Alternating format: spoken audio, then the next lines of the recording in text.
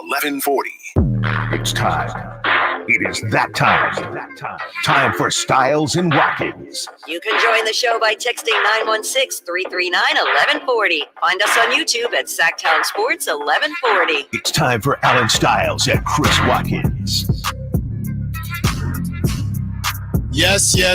We are back in studio after our adventure to Golden One during the Kings Media Day. So much content coming out of Kings Media Day from Sacktown Sports, from local news. So great stuff to everyone. It was a great time. Stiles and Watkins taking you up to 2 p.m. And we have one Chris Verlade. We have burned out. Nate was burned out yesterday, okay? He sweat through every article of clothing that he owned, and Nate is taking a much-deserved day off, and we have Chris Verlade, who, Chris, is this our, both Chris's, I feel like maybe you've done a couple segments with us, or maybe you've done a show with me, and for some reason Chris Watkins was out. I am not recalling the three of us doing a show together. There was one where it was a close call where I was going to have to do it. We're going to, yeah. Okay. And then someone was able to step up. I don't remember when that was. But here we are. Here we are, and it's, you know what? Who better to take us to the promised land of the end of the day? And by the way, top stories. I just thought about this because I remembered my wife told me, I guess Taco Bell, we'll talk about this. Top stories, got to look it up. Okay. I guess they're giving, I don't know if it's National Taco Day. Remember Dave just got rid of his national days, but he sure did. The National Taco Day, I guess Taco Bell's giving away tacos today. So if anybody is looking for a cheap lunch, we will have some details for you. They usually do the steal the base thing too, right? The steal the base thing. Yeah. And by the way, not to be forgotten through everything else, Major League Baseball, the playoffs start today. That's right. We have a very bizarre story where two teams celebrated getting to the playoffs together. We will tell you who those two teams are and how in the world it happened. I feel like that's only in baseball, but I guess technically it could happen in other sports as well. But we'll tell you what that situation was. But we have plenty to get to. Like we mentioned, we are replaying some of the interviews that we had yesterday at the top of every hour, 11 o'clock. We will have De'Aaron Fox, who is on with the Drive guys. So we will have that at 11 o'clock if you missed it. At 12 o'clock, we will have DeMar DeRozan. And at 1 o'clock, at 1:30, we will have Domantas Sabonis because we will have our top stories at 1 o'clock. So if you missed any of those interviews, we are replaying them throughout the show, and we have some more for tomorrow. But not only is there NBA Media Day, and we have some crazy sound from NBA Media Day, there's also the NFL. So we will break down in about 10 minutes the games from last night, and whether or not I know I'm literally doing this just because Nate is out. Are the Niners starting to get disrespected? That's coming up in about 10 minutes. But Chris, just wanted to take a minute to kind of go over yesterday's media day. Did you have a favorite interview? I was thinking about it a lot, got home.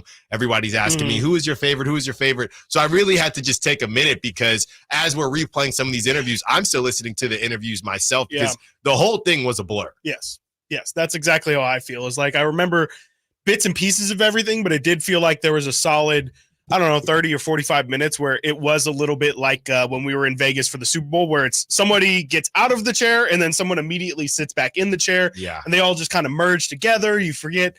I remember like everyone's energies, but I don't really remember specific answers or anything like that. But looking back, I mean, the Malik and the Keegan interviews really stick out.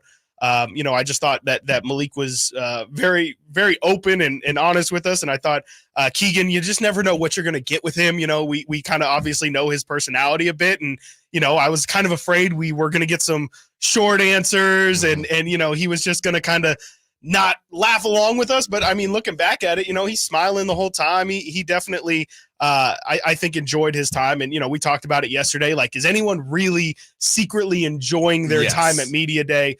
I like to think that in our interviews, at least it didn't feel like a job to them in those moments. So I definitely have to give you credit. You did a great job. Nate obviously did a great job. Simone held it down over here at the station. And I just think, looking back at it, I really don't have many moments that I can think of when you have so many different people walking in. We have different questions for everybody.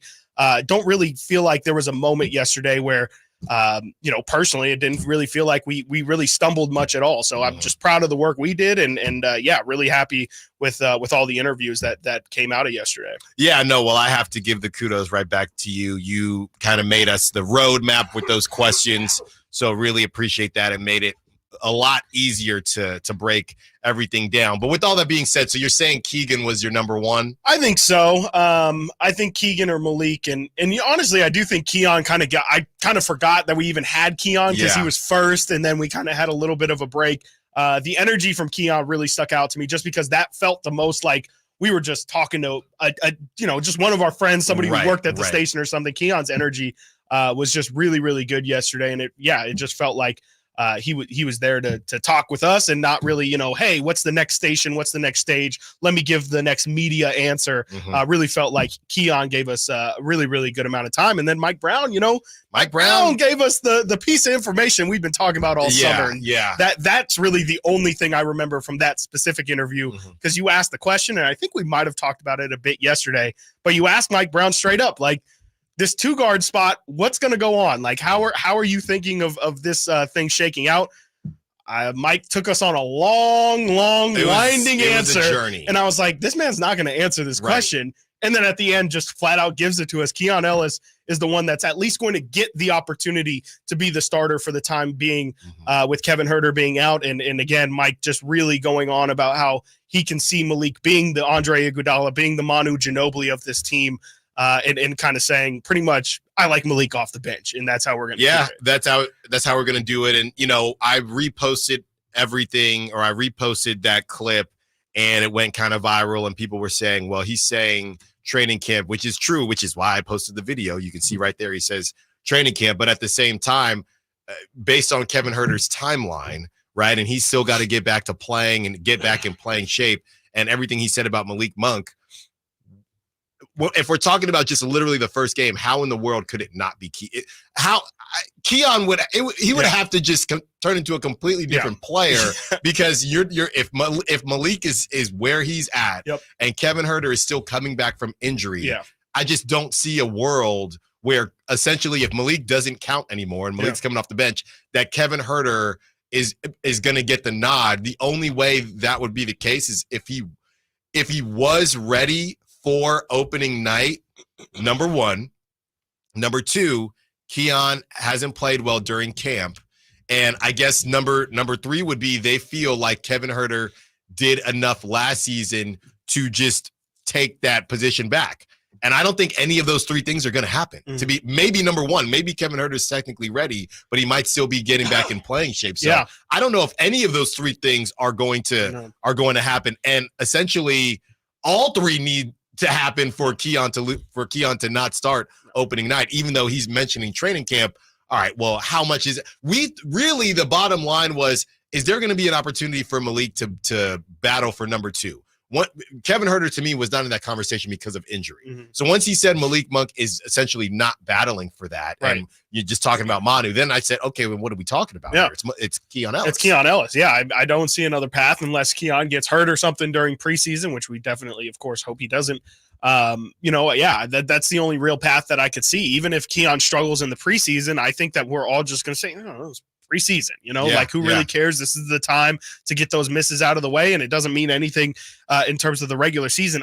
I can't see it happening. I mean, I really can't, unless it is maybe, like I said, Keon gets injured, and I was more so initially thinking like if there's like a tweak of something and they're concerned about maybe his overall workload. But again, we're just talking about if it's a straight up competition, doesn't really even seem like there is one. I think Mike is very, very adamant in saying that Malik is going to come off the bench, and that is what it is, and that's just how he likes it. And as long as Mike Brown's in charge, unless things go catastrophically terrible, Malik's going to come off the bench. It really sounds like that is just going to be the reality of the situation, really kind of regardless of who's in front of him.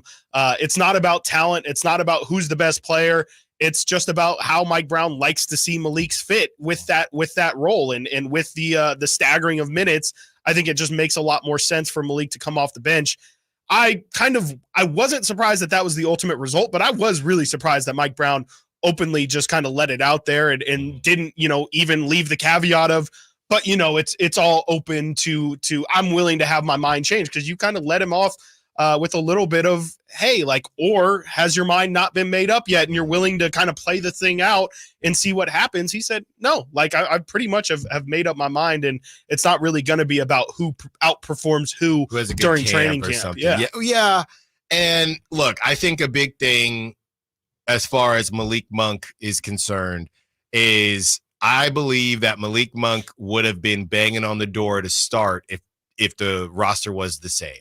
And Malik Monk essentially said this in the interview when he said, hey, I know that they wanted to make a big move, so I wanted to go ahead and sign to make sure that they knew that money was squared away, that situation was squared away, and we can go from there. So to me, if you're Malik Monk and you sign that early, you don't know who they're going to sign, you're okay with coming off the bench as long as they make a move. If they didn't make a move and he signs this early, number one, he probably would have been ticked off. But number two, he would have said, hey, if we're running out the same lineup, then you know what I mean? I deserve to have a shout because we were in the play-in. But Malik signed early. I think he was open to coming off the bench, assuming that they were going to make a move. They do make a move and bringing in someone who's going to be in the Basketball Hall of Fame and DeMar DeRozan. And because of that, I think Malik is, again, like we talked about, Chris, a lot is on how well this team plays. Okay. And I know that sounds obvious, but coming off the bench or being a six, when you talk about Manu and Andre Iguodala, just like Mike Brown did, you'll hear when we replay him, I think we'll replay him tomorrow. When you hear him talk about that, those are 6 men for championship teams. That's a lot different than being a 6 man for a 9 seed that doesn't even make the playoffs. So Malik is saying, I'll be a 6 man, but I want to be a 6 man for a team that has a chance to win this thing, not a 6 man for a team that can't beat the Pelicans and don't get into the playoffs. So I think that's the difference there. And yeah, I don't think we'll have any issues because I believe Malik was okay with it, assuming that the Kings would make a move. And they did. Got to get to the other side. When we do, we will discuss everything that happened last night in the NFL, whether or not the Niners are getting disrespected. And Buster Posey is making his first appearance. It is happening, I believe, right now. I see the pictures coming in from John Shea and Susan Slusser about 9 minutes ago. Well, Chris, they didn't waste time, did they? I mean, has Farhan even cleaned out his desk? Is the desk even clean? It's still the chair is still warm in Farhan's seat, but they said you don't got to get home, but you got to get up out of here. Stiles Watkins, Sacktown Sports. You never know what you might hear when listening to a Sacramento Kings game. Out of Keegan, going for another triple. Man, is he feeling it. Keegan, can he do it? Yes, there's number 11, Keegan Murray. Keegan steps back.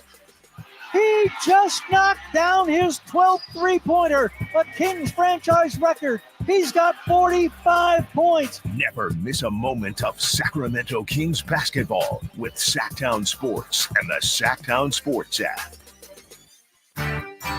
Hey, it's Carmichael Dave for American Energy Heating and Air with a question. Have you recently had a technician diagnose your HVAC system? You were a bit surprised at how much it cost, or did something seem off about their quote? Because at American Energy, they take pride in giving you honest, straightforward solutions to get that system up and running. Have their qualified technicians come out and give you a free second opinion. It's free. You got nothing to lose but some dollars off of that original quote. They're making the uncomfortable comfortable. They've been doing it since 1981, serving the greater Sacramento area. A+ with the Better Business Bureau. That's why they keep having customers coming back for more and more and more. You can call them and set that appointment at 916-520-9990. That's 916-520-9990 or AmericanEnergyAir.com.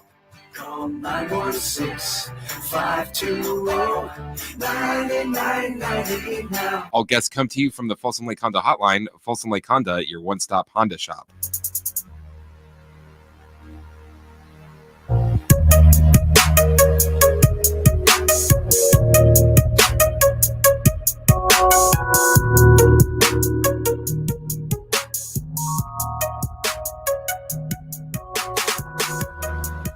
Sacramento has a new tag team in the midday. It's Stiles and Watkins on Sacktown Sports. Plenty of Kings to get to, and media day in general. Bottom of the hour. I mean, there's just some hilarious sounds that we will get to around 10:45. I mean, Scoot Henderson, what is happening, brother? What is happening? But we know what's happening with the Giants. Chris, Buster Posey is being announced as the president of baseball operations. And I mean, life comes at you fast, man. I think Farhan Zaidi saw this coming.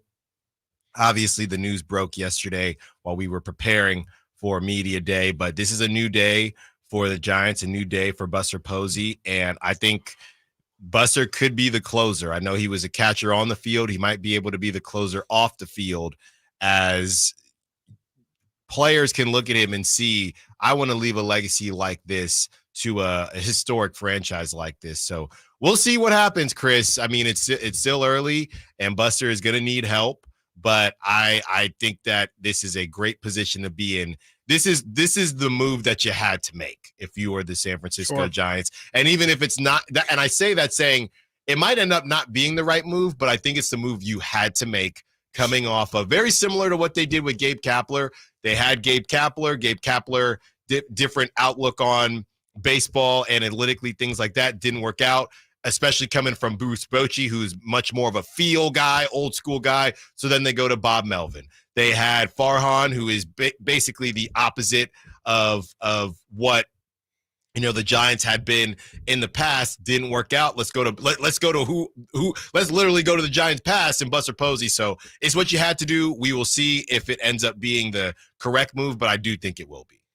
Yeah, I'm definitely really intrigued to see how all of this plays out. I will say, I'm a bit confused as to what exactly makes Buster qualified to do this. I mean, I think that it does kind of ring out a little bit of Giants fans wanting to feel good. And, I kind of think of the Kings situation with Vlade Divac. Like, not that it's, apples to apples, but I just wonder exactly, okay, yeah, Buster is somebody that's trusted by the fan base, but what exactly has Buster done that makes you think that he can go out there and get a Juan Soto? What makes you think that he has the same level of respect outside of San Francisco that he has in San Francisco? I just am a little bit cautiously looking at this situation, and I don't know. I mean, I feel like Giants fans are happy that Farhan's gone. I think they're happy to see a name like Buster Posey and have a face that they trust in Buster Posey, which I think is a big part of all of this. Is there's just been so much distrust from the fan base to the front office that maybe this is just kind of a bit of a, hey, this will really get them off their back. It's going to, again, really similar to the Vlade thought process. It's going to take fans a while to get mad at somebody that they loved for so long. And if he can figure it out in the time frame that they're going to give him the benefit of the doubt, it's going to look like a great move. But I just wonder if this thing doesn't go well, or it doesn't even have to not go. If this thing just ends up being average and the Giants kind of end up having the same level of success as Farhan, what does that really mean? Like, is Buster in this position for, like, is he planning to do this is he Pat Rileying this? Is he going to be the face of the Giants organization from behind the scenes for the foreseeable future for the rest of his life? Or is this hey, yeah, things are really bad right now for this organization, and I just kind of am signing up more so for a 2 to 3 year reclamation project to get the wheels back, or get this thing back on track. And then maybe after we can hand it to somebody who is, kind of, I don't want to say a baseball lifer, but somebody who's a little bit more analytically driven, somebody who's maybe a little bit more traditional for this role. That's the part of this that I want to be excited. I want Giants fans to feel good about the team and the direction that they're going, but I'm just a little bit cautious that maybe this is more of a PR move than it is an actual, hey, we're trying to legitimately turn this thing around from a baseball perspective. Well, it's definitely a move where, yes, the fans are in mind. You give yourself a much longer rope, okay, by hiring somebody like Buster Posey, because it's going to be hard for fans to dislike things Buster Posey has done. Now, Chris, but one thing, skip on Luka, and I'm telling you, things change real quick. I hear you. You miss out on a couple free agents, and people are saying, I thought you were supposed to be different than Farhan, and this looks quite the same. Right. The Soto thing, like I said, I don't think Soto will count, but in the future, yes. You have to build something. Now, by the way, Farhan Zaidi, it was a bit confusing because in 2022, they did bring in Pete Patilla from the Astros, and a lot of people thought that was going to help some things. Pete Patilla, during that tenure, was the GM. And the reason I say so Farhan was not both. Okay. He was only the president of baseball operations. I believe he was a version of both until they brought in Pete Patilla in 2022. Gotcha. So Buster now says, and the reason I say Buster confirms that he will work with a general manager and that Pete Patilla won't be in that specific role. We're going to hire a GM. That's going to be one of the first tasks right out of the gate. Pete has been aware that he'll be moving off the GM role and we'll work through what some other possibilities might look like for him. So Buster's more of a John Lynch. Yes. Well, kind of. From the perspective more so of like if Kyle Shanahan is your Kyle GM, Shanahan's yes. the GM. Yeah. More so of like hey, I'm here more from a business thing to make sure that this team isn't embarrassing themselves at all levels. But I'm going to put somebody else in charge of getting the guys that we want. Yes. So basically that will happen. And if you're Pete Patilla, I mean, Chris, I've seen this happen before. Like I said, I come from the tech world. I'll put it to you like this. I've had situations where people at work, not myself, but they were people managers. Then all of a sudden they were individual contributors again. And their job just kind of changes. Sure. And you can't really, Chris, those people never last more than a year. They don't, because at that point, if you're not ascending at a job, it's a wrap. So if you are Pete Patilla and you now are no longer the GM, and Buster is said, and who you were connected to just got canned and Farhan. Listen to these words, Chris. Pete has been aware that he'll be moving off the GM role, and we'll work through what some other responsibilities might look like for him. Pete, I'm telling you right now. We're trying to find out. Pete, I'm telling you right now. LinkedIn, Indeed, whatever you need, because that is not not a good sign, brother. No, that is not a good sign. You had a couple years. Look, Farhan took so much flack. Pete didn't really get any of the flack. A lot of people didn't even know he got hired. But yeah, it turns out that he didn't do enough, and they're looking for other responses. If our boss came in here and said, "Hey, Alan, you're not going to be on the air anymore. We're going to try, but we're going to look for other responsibilities," I'd say, okay.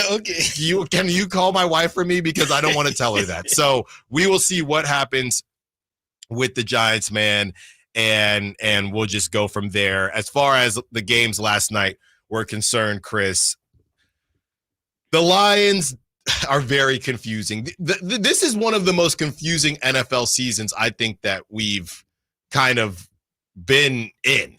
I don't know who the best. I mean, I'm pretty sure the best team in the AFC is the Chiefs, but that's only because these other teams, they're in and out. They're all about the NFC, the Niners. I mean, this might be the time if you're going to lay some cheese down on a team. I'd lay it down on the Niners now, because I watched this segment on the 4-Letter Network this morning, and they're talking about the best offense so far this season, and they talked about the Lions and they talked about the Vikings, and then there was a shout about the Ravens. Okay, nobody brought up the Niners with Brock Purdy leading in passing yards, and you've been injured. Now, maybe they're saying if you're not getting Christian McCaffrey back, then that's why we're not putting you in the conversation. But I think not even bringing the Niners up. I listened to the whole thing, Chris. It was a 15-minute segment, not one mention of the Niners, which felt odd to me. Yeah, I mean, they've been one of the best offenses in the NFL the past couple of years. And honestly, I mean, yeah, with all the injuries and everything, like, they haven't really missed the stride offensively. I mean, Juwan Jennings is still out here catching, even with Ayuk or with Debo back out there. Like, you still have Juwan Jennings looking like a monster, making that catch down the field. You got Kittle out here looking like a freaking Calvin Johnson. Yeah. No, I mean, I still think that they're very capable, and Jordan Mason's been a really fine replacement for McCaffrey. Of course, it's still not the same thing, but yeah, I mean, I still would have them up there, and it definitely feels like they're kind of they're Andy's toys, right? They're being put away, and it's old news. We don't care about Buzz Lightyear and Woody anymore. It's all about what I don't know. I haven't seen the new Jesse and Bullseye and stuff like that. I don't know. They're out there. It definitely feels like the Niners are yesterday's news, and I think that's kind of dangerous. And if I'm the Niners, if I'm Kyle Shanahan, that's exactly where I want to be because they've had way too much pressure on them these past couple years, and they've lived up to it, but they haven't obviously gotten the big one done. I think if you're living in a place where you can kind of float under the radar and you're a team that's still just as talented as you've been in the past, that sounds great to me. That sounds like a great position to be in if you're the Niners. Coming up next, we will hear from one Adam Schefter on Christian McCaffrey. He was on the I almost said Pat McAfee show. Pat Sajak. I don't know. Pat McAfee show, and we'll hear his. Sorry, no S's. Yeah. There you go. We'll be right back. Stiles and Watkins, Sacktown Sports. The only place you'll find Keegan Murray is Sacktown Sports. Out to Keegan Murray, straight away for three, and Keegan knocks down the triple. Hey Sacramento, it's Keegan Murray, and you're listening to the home of Sacramento Kings, Sacktown Sports. Your local sports leader. Shop fall savings at Big O Tires now through October 13th and buy 3, get 1 free on 4 select in-stock tires with installation and alignment purchase on all 4 tires. And with plenty of inventory now in stock, Big O has the tires to fit almost every car, SUV, and light truck on the road. Don't miss the buy 3, get 1 tire free sale this week. Offer good while supplies last. Disposal fees extra. Not valid with other offers. See participating Big O dealer for details. When shopping for a new car, what do you want? A great selection? A low monthly payment? More for your trade? At Northern California's #1 Honda dealer, Stockton Honda, you get it all. Model year-end savings are going on now. It's savings you just can't say no to. Come in today or go to StocktonHonda.com. Anytime, anywhere, it's all here. StocktonHonda.com. #1 claims based on 2023 total new and Honda certified pre-owned vehicle car sales from American Honda Motor Company. Sold 1 report. Get ready to hit the gas on the best power tool deals of the year at Fasteners Tool Outlet. We're revving up the savings with our full throttle 1-day DeWalt sale in Sacramento on October 12th only. We are slashing prices on a huge selection of DeWalt power tools like cordless drills, saws, combo kits, and more at costs you won't believe. Get better tools for better prices only at Fasteners Inc., Sacramento's top destination for DeWalt tools. Again, that's October 12th only on Power Inn Road. For more info, go to fastenersinc.net.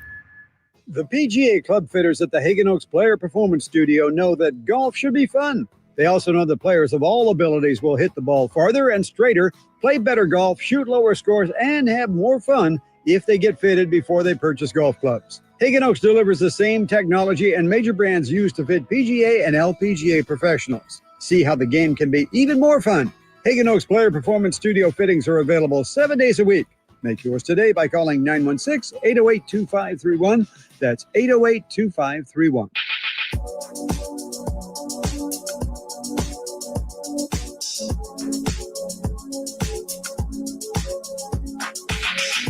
Live and local, it's Stiles and Watkins. Watch the show on youtube.com/Sacktown Sports 1140.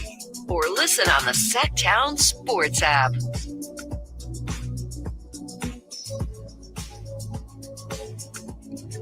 Niners starting to get a little bit disrespected.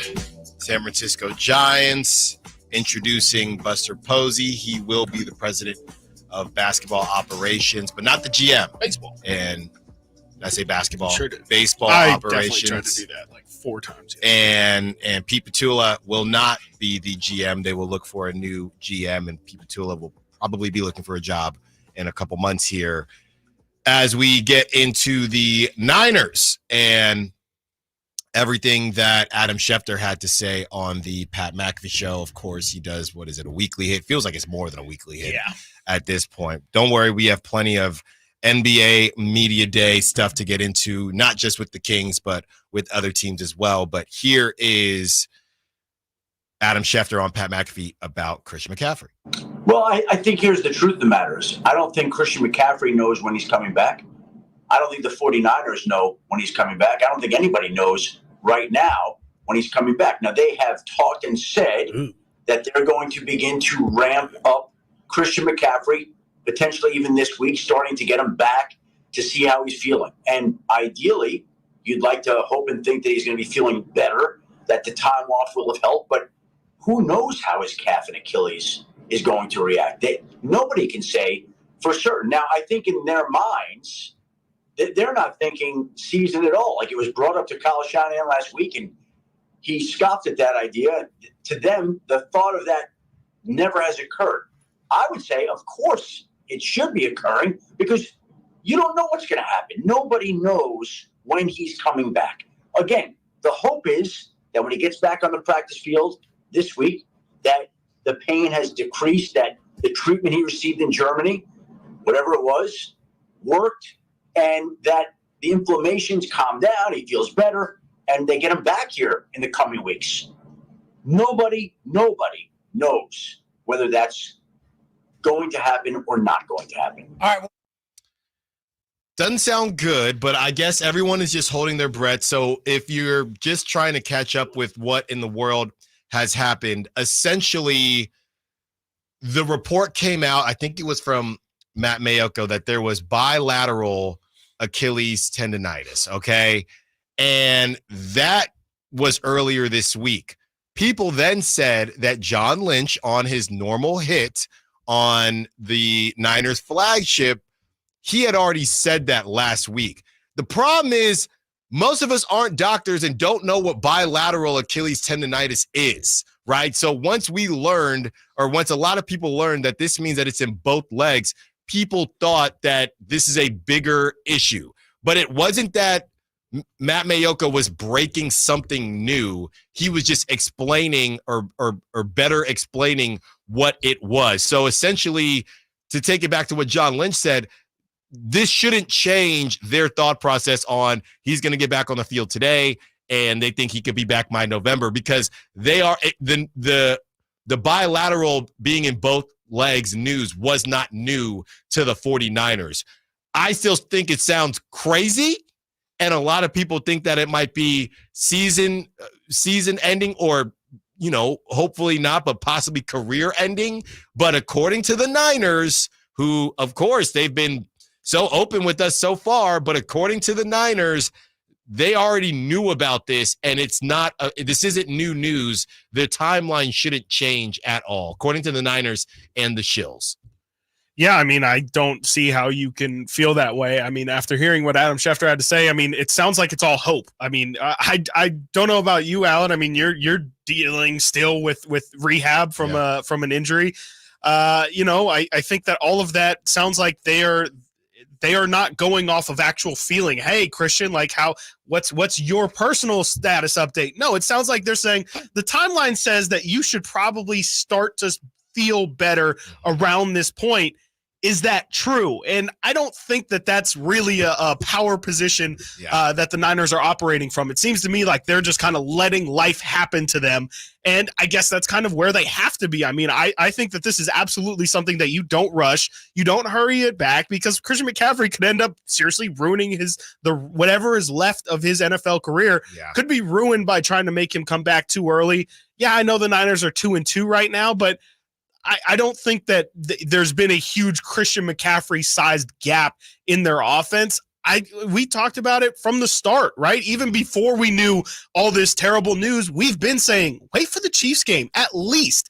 And I just feel like it's just a little bit too early to really try and force him back. And I know they're just saying ramp him up, but to me, this is a situation where I wouldn't even put him out on the football field until I'm 100% sure that I would be over-prepared. I would say, look, I need you to say, Coach, I was ready a week and a half ago to get on the field. I just don't see the point in rushing him back. No, and especially with how Jordan Mason is playing. I mean, it's not like you're in the position of the Dolphins. I mean, the Dolphins, they can't keep a running, they can't keep anybody on the field, but you have Achane, who every week it's a questionable situation. They're just waiting for a doctor to clear Tua. Exactly. We'll send them to 30 of them. We just need one yes. Yes, we just need one yes. So I don't understand the rush I don't understand the rush based on how Jordan Mason is playing. And, you know, hindsight, of course, is 2020, Chris. But yeah, a lot of people are saying is this on the Niners for how much they ran Christian McCaffrey last season? I mean, we've talked about it before, and we'll talk about it again. There are a couple different theories when it comes to the Achilles. A lot of people think that, you can stretch and avoid things like that. And a lot of people feel like, hey, there's basically just mileage. And if anything, it's okay. So if we're going to go the mileage route, then it's okay. So maybe Christian McCaffrey, that mileage and hitting that amount of mileage, which makes your Achilles, some people, it never hits. Look at LeBron and Steph and guys like that. Some people it does, right? Klay Thompson and Kevin Durant. But if you're looking at a Christian McCaffrey, would it have been, if we're going with the mileage, if he doesn't run as much last season and there's more Jordan Mason involved, are we still having this conversation? To be honest, I have no clue, because there are two different ways to look at it. You can talk to a physical therapist, you can talk to a doctor. They're going to tell you that nobody really knows. It's not based on, we know, and that's when it comes to a guy like Christian McCaffrey, we know how well he takes care of his body. So that leads me to believe it's the mileage thing. And maybe if you wanted to say, hey, if he didn't run as much, but you're really just pushing it back, Chris. That just means if Jordan Mason runs more last season, that maybe he's okay this season. Maybe the Christian McCaffrey is. Maybe the issues come up next season. You weren't getting. My point is, if you are of the mindset that every person's Achilles just has mileage on it, and when you hit that amount, you hit that amount. You were never getting away from this. It's just a matter of how soon you were going to have to deal with it, and that's where we're at right now. Yeah, I mean, and I just think that they are a great team, and they should be able to survive without him, at least for the time being. I don't have their schedule immediately in front of me, but it feels like this Niner team, again, like they weren't just built on one player. They were built on a collection of talent, and that's what they should lean on right now. I mean, you have Fred Warner playing maybe the best football of his career, as crazy as that is. You have Juwan Jennings having a career season. You have Brock Purdy really emerging outside of the offense to create his own lane of success. And I think that you should just continue to ride the good feelings. You lose to a Minnesota team that, honestly, that loss looks a lot better now than it did at the time. You still don't love that loss to the Rams, but I think that there's a great opportunity to bounce back. You have the Cardinals, who we talked about yesterday. We're out. We're fully out as a show on the Cardinals. That should be an easy win. Then you play the Seahawks in Seattle. We know that can get a little bit scrappy. And then that's kind of when your season really begins. You play the Chiefs, you play the Cowboys, you play at Bucks, you play versus the Seahawks, at Packers, at Bills. That's maybe where you're going to start to need Christian McCaffrey if he is going to be healthy.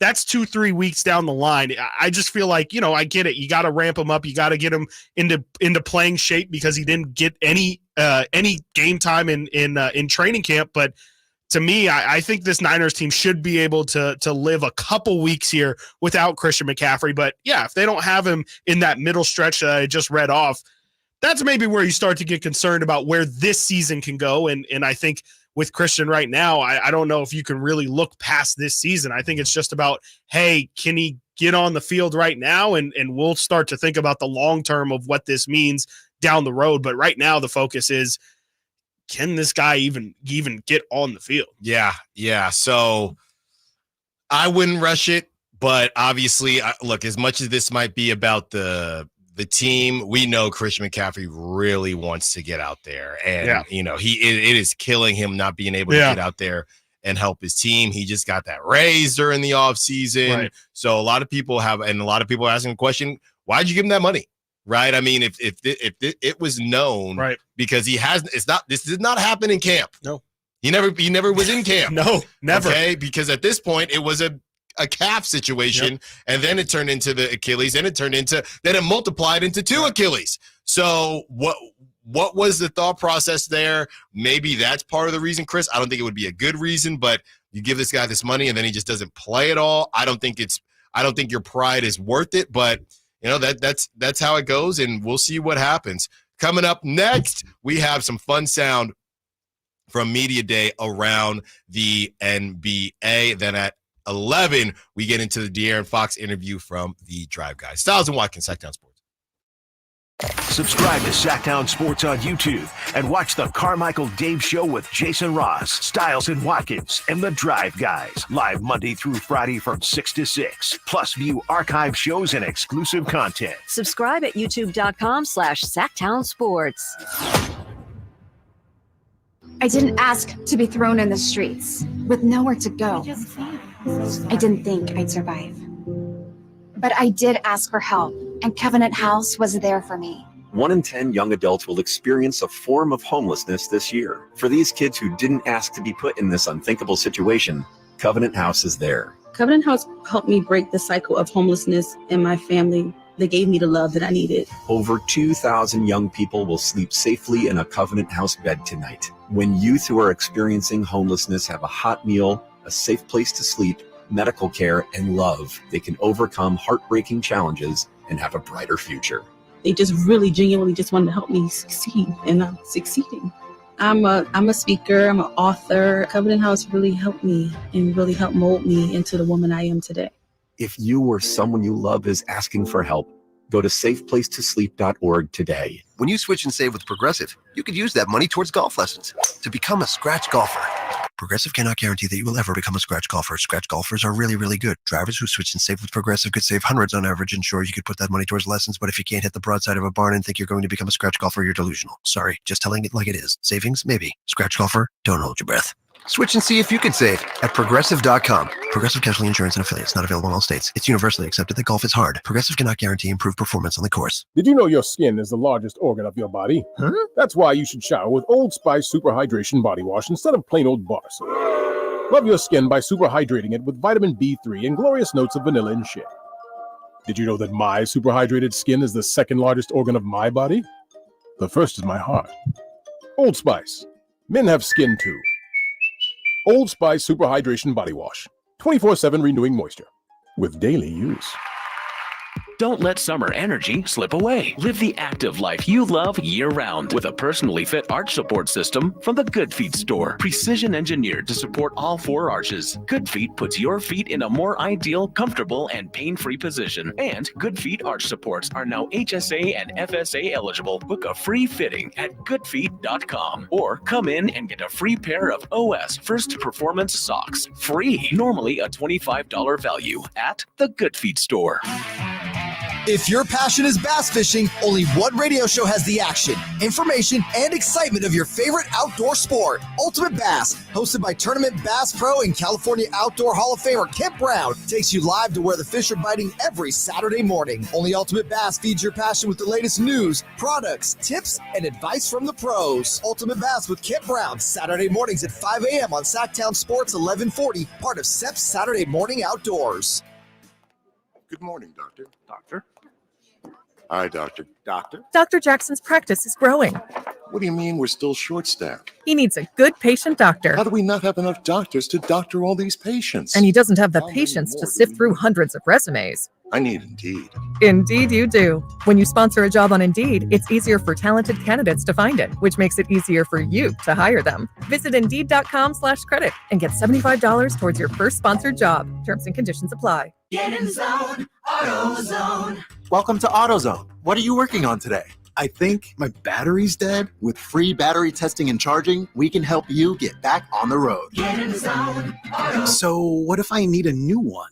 We have the right Duralast battery for you, only at AutoZone.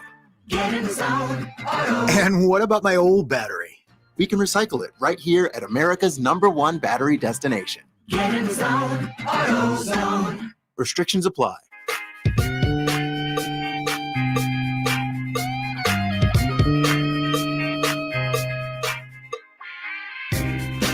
Sacramento has a new tag team in the midday. It's Stiles and Watkins on Sacktown Sports.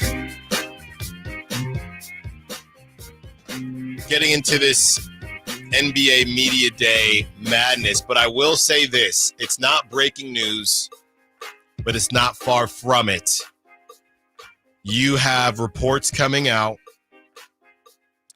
from Vincent Bonsignor, who is a Vegas reporter for Vegas Nation, reporter at Review Journal covering the Raiders. And I will read you the the tweet, read you the post. We will get into this more at around 11:15 after we replay the De'Aaron Fox interview. This is from Vincent Bonsignor. More on this to come. A league source with knowledge of the situation confirmed that the Raiders are growing open to the idea of trading Davante Adams.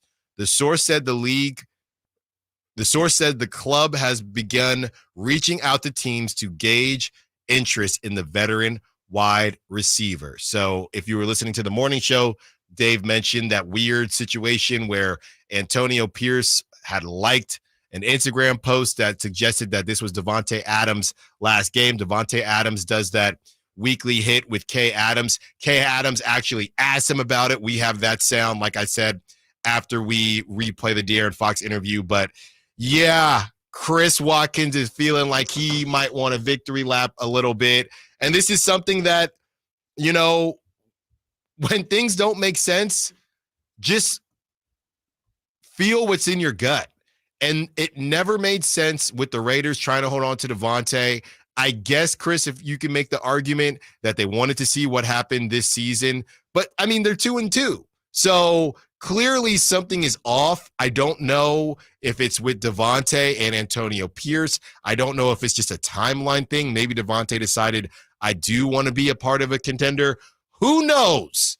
Who knows? But now we got Grant Cohn saying trade Brandon Ayuk for Davante Adams. That's where this thing is going. So coming up about 30 minutes, we will get to that in depth because I know Raider Nation wants to say some things about it. That just broke about 10 minutes ago. But let's have some fun here with the NBA Media Madness. Chris, I guess I can throw to you because we've both kind of breaking all these down and really just incredible stuff. Incredible stuff. Yeah, this first one is a special one. Scoot Henderson, for everybody who is unaware or forgot, was the second pick in last year's NBA draft, and there was a lot of hope of Scoot having a really big career. Obviously, being the pick after Wemby has its own separate pressures to it. And it was a really disappointing season, not just for Scoot, but for the Blazers in total. But Scoot really had just one of like the most disappointing rookie seasons I can remember. He was really supposed to be kind of talked about in like the Ja Morant athlete kind of conversation and really showed much of nothing, had some historically bad games in terms of plus minus, being out on the floor and his team would be a minus 54, like insane things like that. Really disappointing season for Scoot. And so naturally on media day, as it was across the league yesterday, they had the question of Scoot, you had a really rough rookie season. What'd you learn? And what Scoot learned from his rookie season, I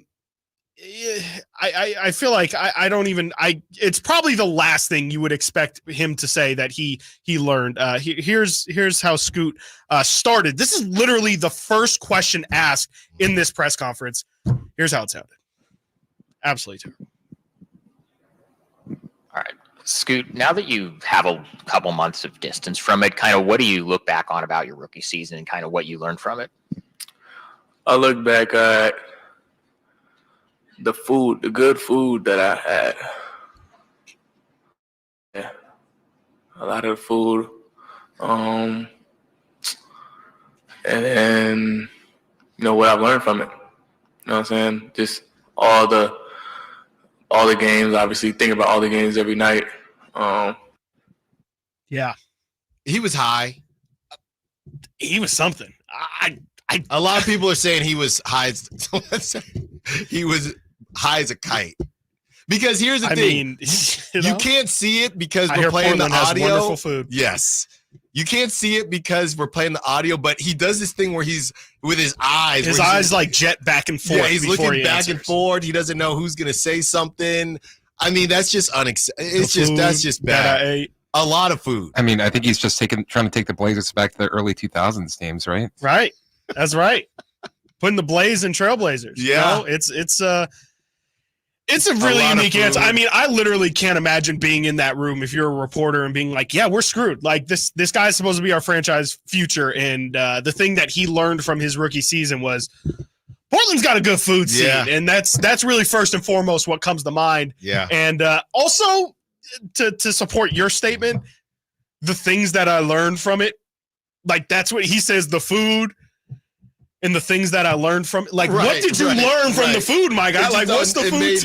Made no sense. Made absolutely no sense. And then from there, it's almost like, out myself here, but it's almost like if you've ever been in a similar situation and you realize, oh wait, what's going on here? I gotta tighten up. Look, I gotta tighten up. And he tried to tighten up at the end and said, what did he say? A lot of games? A lot of games. You know, yeah, of course you think about all the games we played.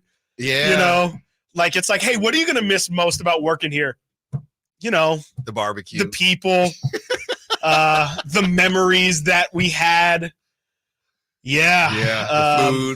The food that we ate Crumble during, cookies. you know, the birthday celebrations. The crumble cake. It's just, you could not ask for a worse What do answer. you do if you're the PR person? Do you just shout out Rasan, who was the former Kings PR person? What do you do? You just, I mean, you probably try and vet him before and say, like, hey, this guy might not be fit to go. I mean, if that's really the case, right? I mean, If you think, hey, I just think cross this your guy's fingers, I think man. this guy's blasted. Yeah. I don't know what to do. Right.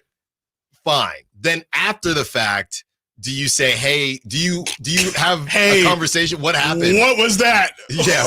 Or do you just say, you know that whole what? plan we had? It's your life. I think at some point you do have to say, like, hey, man, like, yeah, there's nothing it's like, you know, I mean, we kind of deal with the version of it. Like, we can only control so much. And, you know, if someone's going to say something, it's kind of out of our hand, you know, like, I think at some point you got to let somebody, you know, grab their own shovel sometimes and bury themselves. Like, there's not really much you could do if he made the decision. And, you know, I think I've heard it in the past that maybe some people do choose media day as a day in which you could potentially not be fully present, if you will. And it kind of seems like that might have been the case. That sounds terrible, though, because we saw it firsthand. There's a lot for them to do. It's not like you're doing nothing. Yeah. You got to take pictures. Some of those pictures look great, by the way, from the Kings. They're active pictures. Yes. They're asking you to follow directions. Yeah. You got it. Can you imagine? That's also going to be displayed all year. Not trying to out myself. Videos. Can you imagine doing the social media stuff where did you see them showing everybody their pictures as kids? Yes. Can you imagine doing that blasted? I mean, what's going to be great is because this is also when they do all the in arena entertainment. Right. It's like it's going to be him saying like, hey, hey, Portland, let's get loud. Hey, Portland, get in line for the food. I mean, that's really actually that might have been what it was. Like, hey, what's your favorite candy? And just do this. Okay, now go talk to the media. Right. And he just had food on his mind. He just had food on his mind, I guess. I mean, in a way, like, I mean, you ask the PR. I think that's the only thing you could do is just say lean into it. It's just like, you know, I don't just create such a blanket of like, hey, you can't tell if he was joking, if it's a bit, if it's real, you know, it's just, you just got to lean into it. Or and do hope you that just lie and say, oh, like the Jimmy Fallon or Jimmy Kimmel thing? Oh, I had to sneak in food during the interview. Right. Yeah. Somebody bet me. I mean, I wouldn't believe you. No, but I mean, but that's where you're at this point. There's no coming back. We have another one for you. We'll get to the Draymond one later in the show. The Draymond one's crazy. Yeah, man. the Draymond one we have to get to. That's the most Draymond audio, I think, of all time. Yes. Of all time. Yes. Let's go with Damian Lillard, how he was asked about dating famous rapper Glorilla during his media so day. awkward. My follow-up question. Glorilla shot her shot at you a moment ago. You giving that any kind of action? It's 7 p.m. Friday. I'm weak. That is hilarious. Nah, I ain't you know, I keep my personal life personal, you know, and I let it be that. I respect her as an artist. You know, we know each other, you know, she's an artist, I'm an artist, but as far as anything else, you know, it ain't nothing going on. That's what I can tell you. I respect. Was that a real reporter? He was rapping. So what you heard there is 7 p.m. Friday. The reporter started rapping the Glory. We know who it. Maybe not some people listening, but they knows who it. You don't need to rap the lyrics. What is happening? Was that a real reporter? It was, and it might have been like you said, it might have been like a Jimmy Kimmel thing where it's like somebody gets snuck into the crowd. Like media day, maybe they're a little bit looser on who gets invites. It's a little maybe more general newsy people in the area, but that's crazy because I can't imagine any basketball reporter asking that question because I don't know what answer you and then expected rapping to it, get. but then rapping that's it. crazy. I'm not. Come on. And Dave was just saying that's crazy. You know what I realized too? I know what listening you're to gonna say. That's sounds our like Hunter. guy. That's our guy, Hunter. That's Hunter. That is Hunter That sounds Patterson just right like there. Hunter Patterson. Literally the same cadence, the same sounding voice, everything. When that he is said Hunter that's Patterson crazy, I thought that's Hunter That's Patterson. literally Hunter Patterson. I can't see Hunter saying that. Oh, he would. Hunter would say that's crazy. He kept saying it on Thursday when we were at the Kings event. So, yeah, we have more we will get to later in the show. We have Jimmy Butler, who no shenanigans this time. He's all business, and I think Pat Riley might have something to do with that. We also have sound from Draymond Green, who got into it with the reporter because he's Draymond Green. But coming up next, we will replay the De'Aaron Fox interview with the Drive guys for your listening pleasure. Then we get in to this Raiders situation. Is Devontae Adams on the move? Stiles and Watkins, Sacktown Sports. You never know what you might hear when listening to a Sacramento Kings game. Out of Keegan, going through another triple.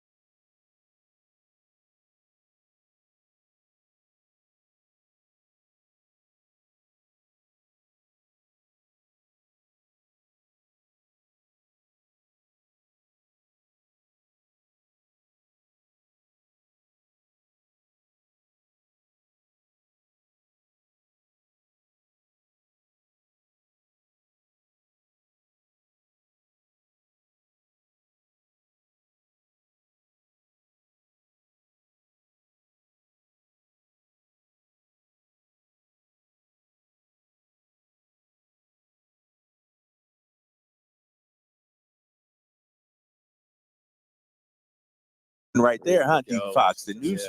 That's really, man, that's crispy right there. That's looking good. De'Aaron Fox joining us. I think we're the final thing before he's able to get out of here. Yeah, We're this the is only it. thing keeping you from freedom. They didn't tell you we got you for 30 minutes today, though. They didn't tell Hey, tell you that.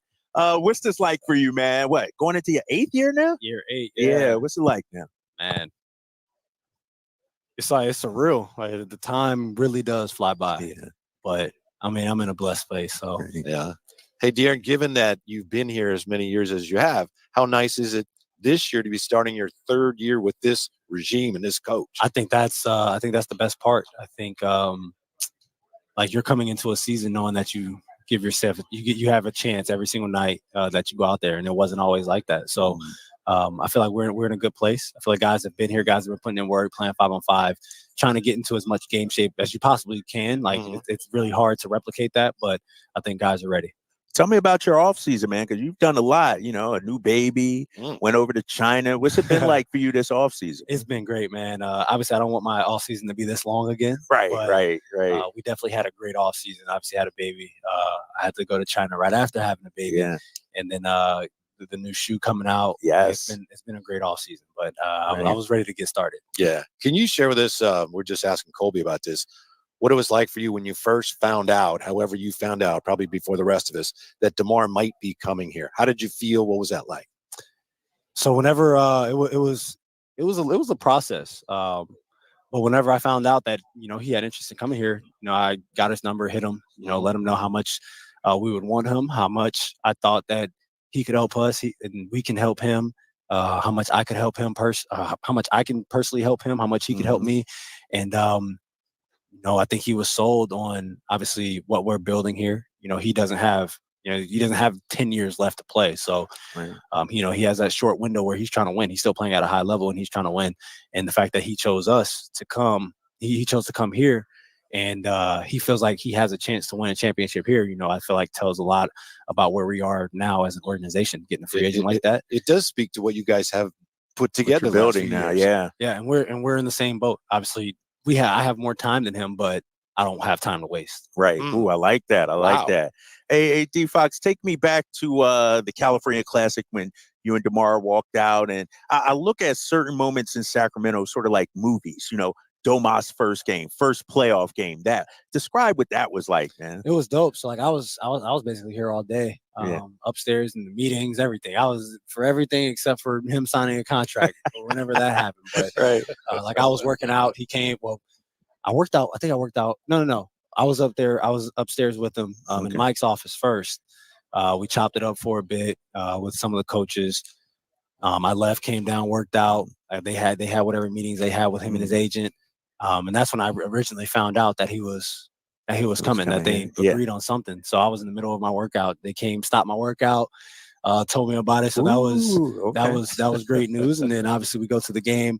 Everybody else finds out about it. Like he's not just pulling up here for nothing.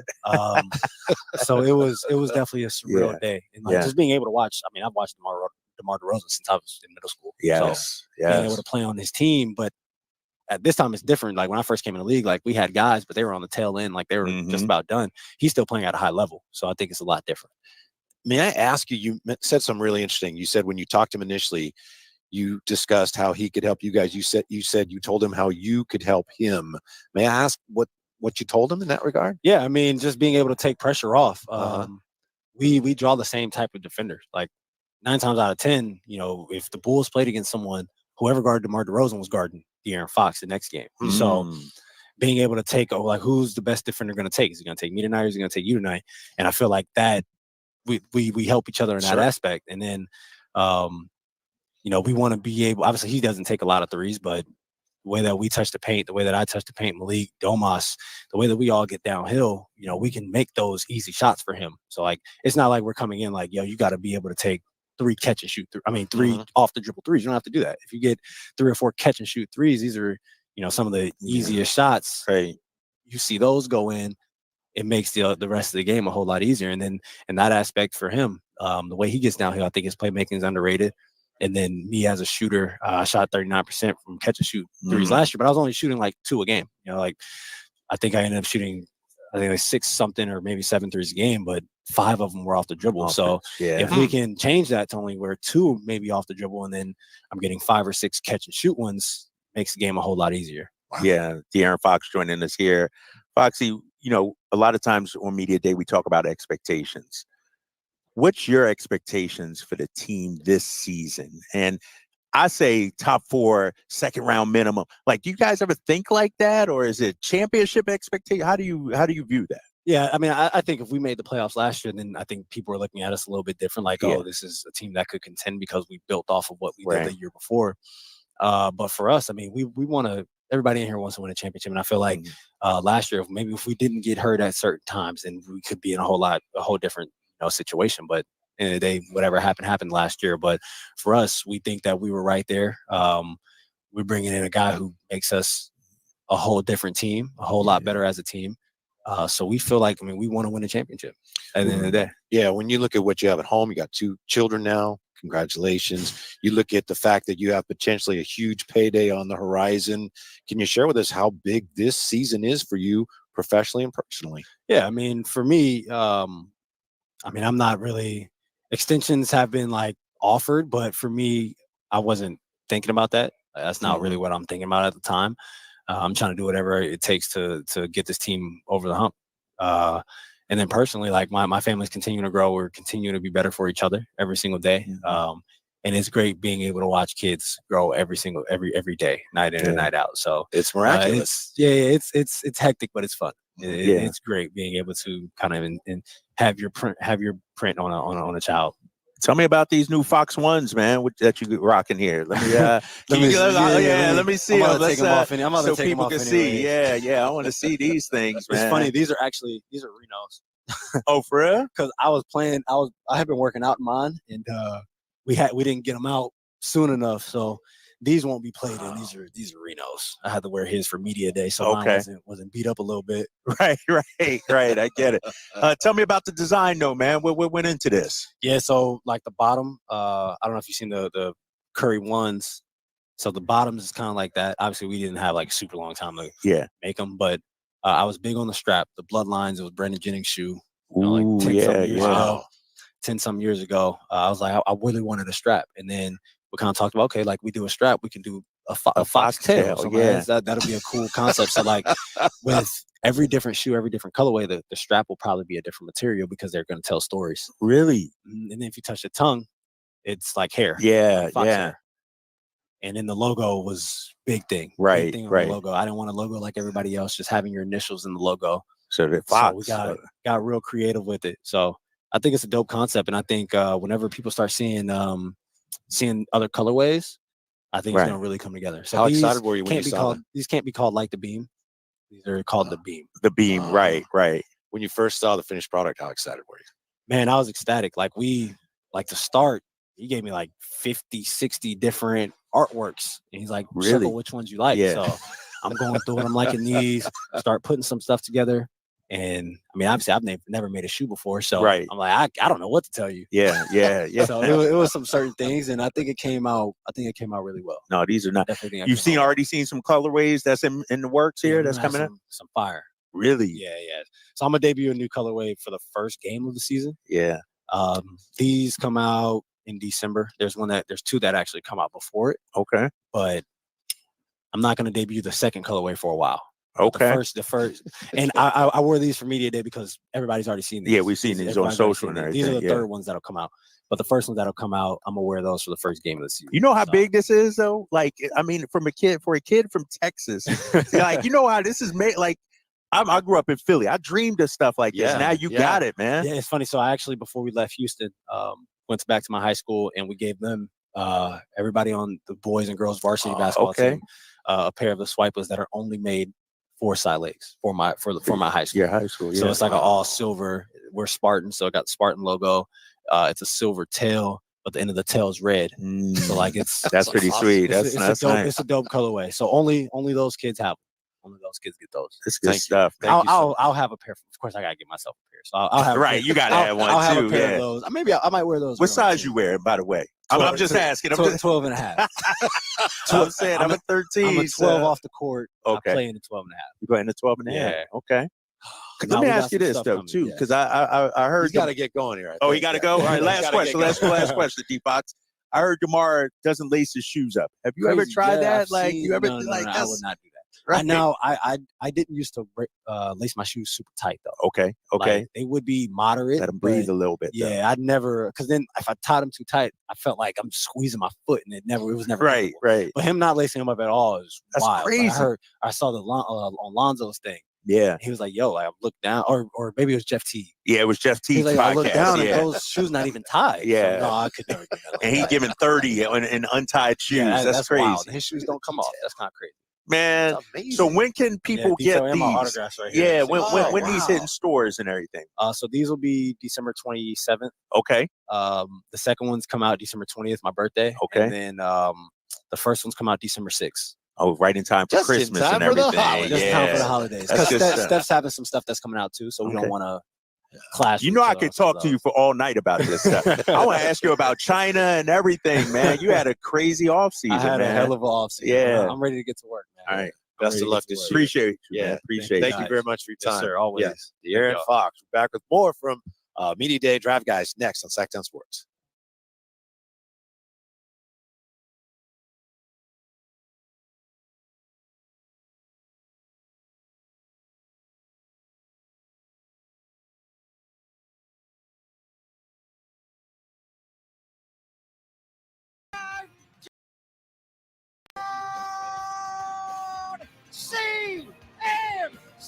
You can hear all of Christian McCaffrey's touchdowns on your home for 49ers football. Sacktown Sports.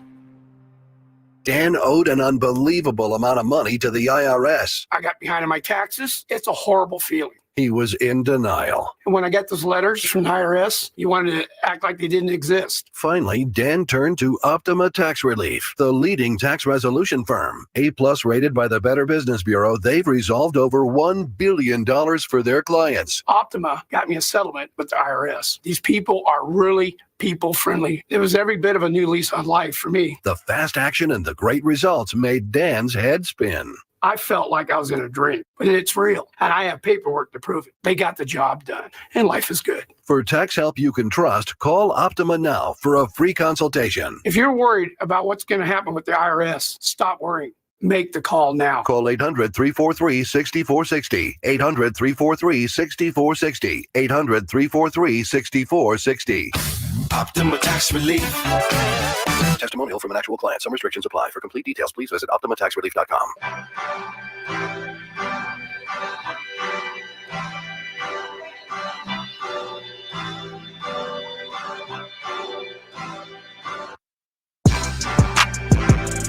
Live and local, it's Stiles and Watkins. Watch the show on youtube.com/Sacktown Sports 1140.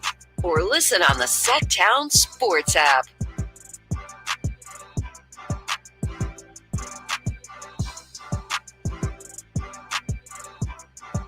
Great stuff from De'Aaron Fox with the Drive Guys, Draper. I mean, Chris, I know I asked Trey Lyles about his groin immediately yesterday, but where are we at with asking a man what size shoe he wears? You know, Draper, what size shoe are you? Where are we at with that? As a general concept, I think it's fine. I think it's a little bait when you're asking them when they own, when you know that they have their own shoe brand, and it's kind of. If you like a friend's shoe, that's when you say, "What size do you wear?" So you can see if you could borrow them. Right. It kind of sounds like you're gonna rob your friend. Right. That's usually what I think. When someone asks, "Hey, what size shoe are you?" I'm like, Are you kind of mentally preparing to rob me right now? Is that what's the wrong happening? answer? I always just go, as small as possible.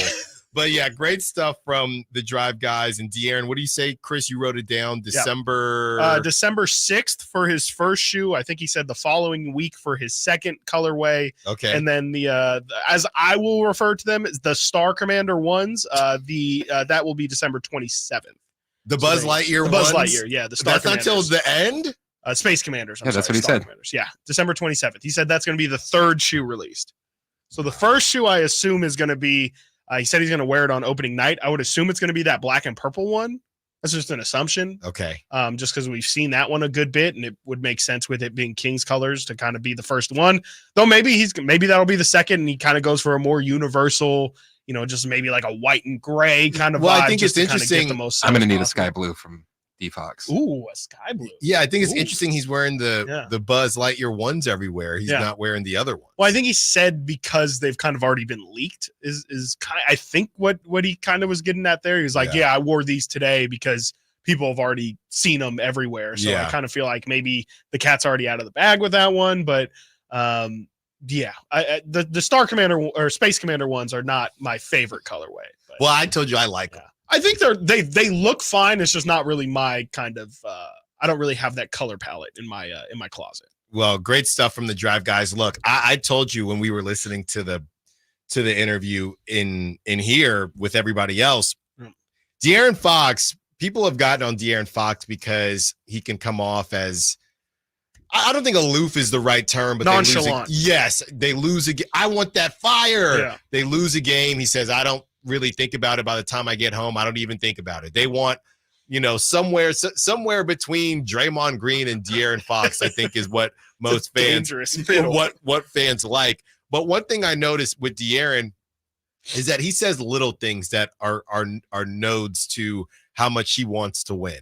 He says things like, I got time, but I don't have time to waste, which Draper really liked, and I really like it too. He also said, it's been a great offseason. I hope my off seasons moving forward aren't as long. So it's little things like that where he's telling you how much he wants to win. He just does it in a very De'Aaron Fox way. Right. He's not going to bang the table and say, bleep this. And I think that is, he's not on the team anymore, but I think that is what a lot of people imagined when you heard what JaVale McGee had to say on these airwaves. And maybe at some point they will need a leader like that, more so like that. But that is just not the type of person De'Aaron seems to be. And we have to be okay with that because he is the leader of this squad. Because I don't think DeRozan is much different. I just, that they're just everybody. And I think Malik and honestly Sabonis might be the only guys that kind of have that outward fire. And I say outward fire because I do think that everybody on this team has a fire. It's just it might not be as traditional as we think about it. Yeah, right. I mean, sometimes they say, it's the quiet ones that are the ones not necessarily to say that those are the ones you need to look out for, but just because you're quiet doesn't necessarily mean that you don't feel the same things. As a matter of fact, it might just mean that you're processing. You might feel even more passionately than somebody who's being super vocal or super outward. You just don't really. That's not really how you express your feeling, and I think that's just kind of how De'Aaron is. He's definitely somebody who understands, like, I can give y'all all the lip service you want. I can tell you what you want to hear in the media, but to be honest with you, it just does nobody any good. Like if you really want to believe in me, I'll let you know by my actions. And I just think that's kind of always been the guy he's been. And I think you're right. Like DeMar doesn't really seem to be the kind of guy who's going to, call out teammates or single out teammates or really, call or challenge upon his entire team to be better. I think he'll definitely give some. I think he'll do it in just a different manner. If I had to imagine, just off of what we kind of got to hear from him yesterday, he seems like somebody who's going to talk about just kind of the group in total and kind of be as a calming voice, almost like I don't want to call him a fatherly figure, but just, somebody who's really going to be trying to teach the team lessons. And I don't think any of these guys really have it in them to go in the media room into the press scrum and just unload and let us all know the frustrations of the team. All the guys seem super chill. And even yesterday we talked with Mason Jones and we both were like, this is the guy that we would have expected to be jumping off the walls, super high energy. And he was probably the most chill guy we talked to yesterday. Right. So I think all of these guys kind of, like you said, they have an internal fire, but not all of them really express the external.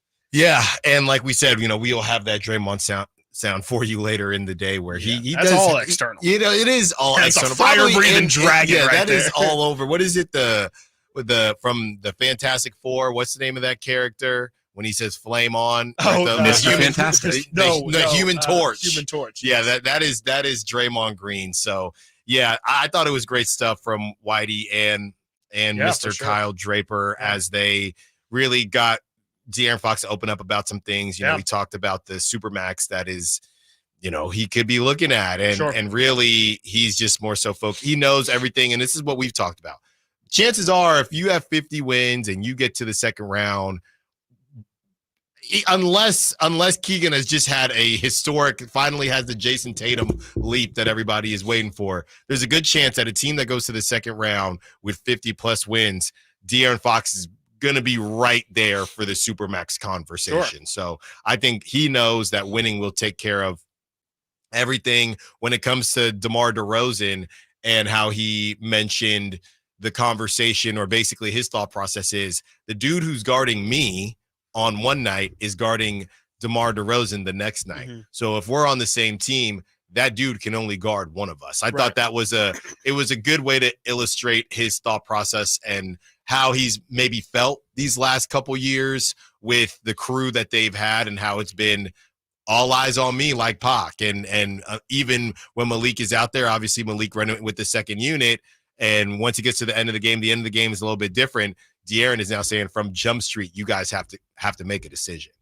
Yeah, I mean, I think that's part of the thought process of just getting the big three. I love to hear De'Aaron talk about, his efforts in recruiting DeMar as well.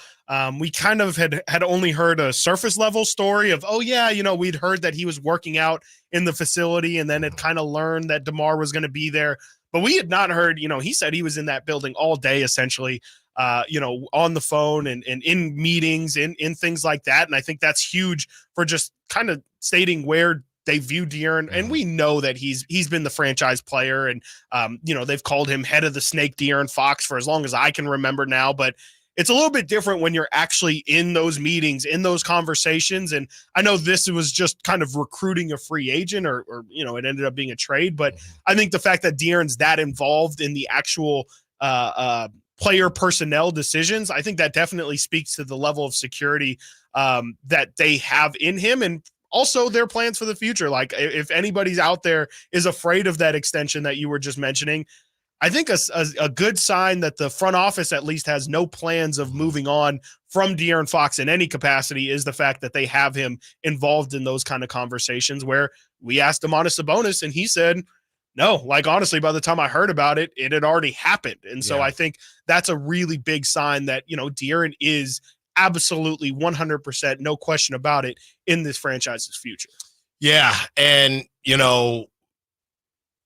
the big three, or whatever you want to call them, of De'Aaron, Sabonis, and of course DeMar now, I think that you look at a crew who the timelines aren't necessarily perfect, because obviously DeMar is a tad older as De'Aaron. By the way, okay, we were talking about how people may have had to say certain things because they were just so random.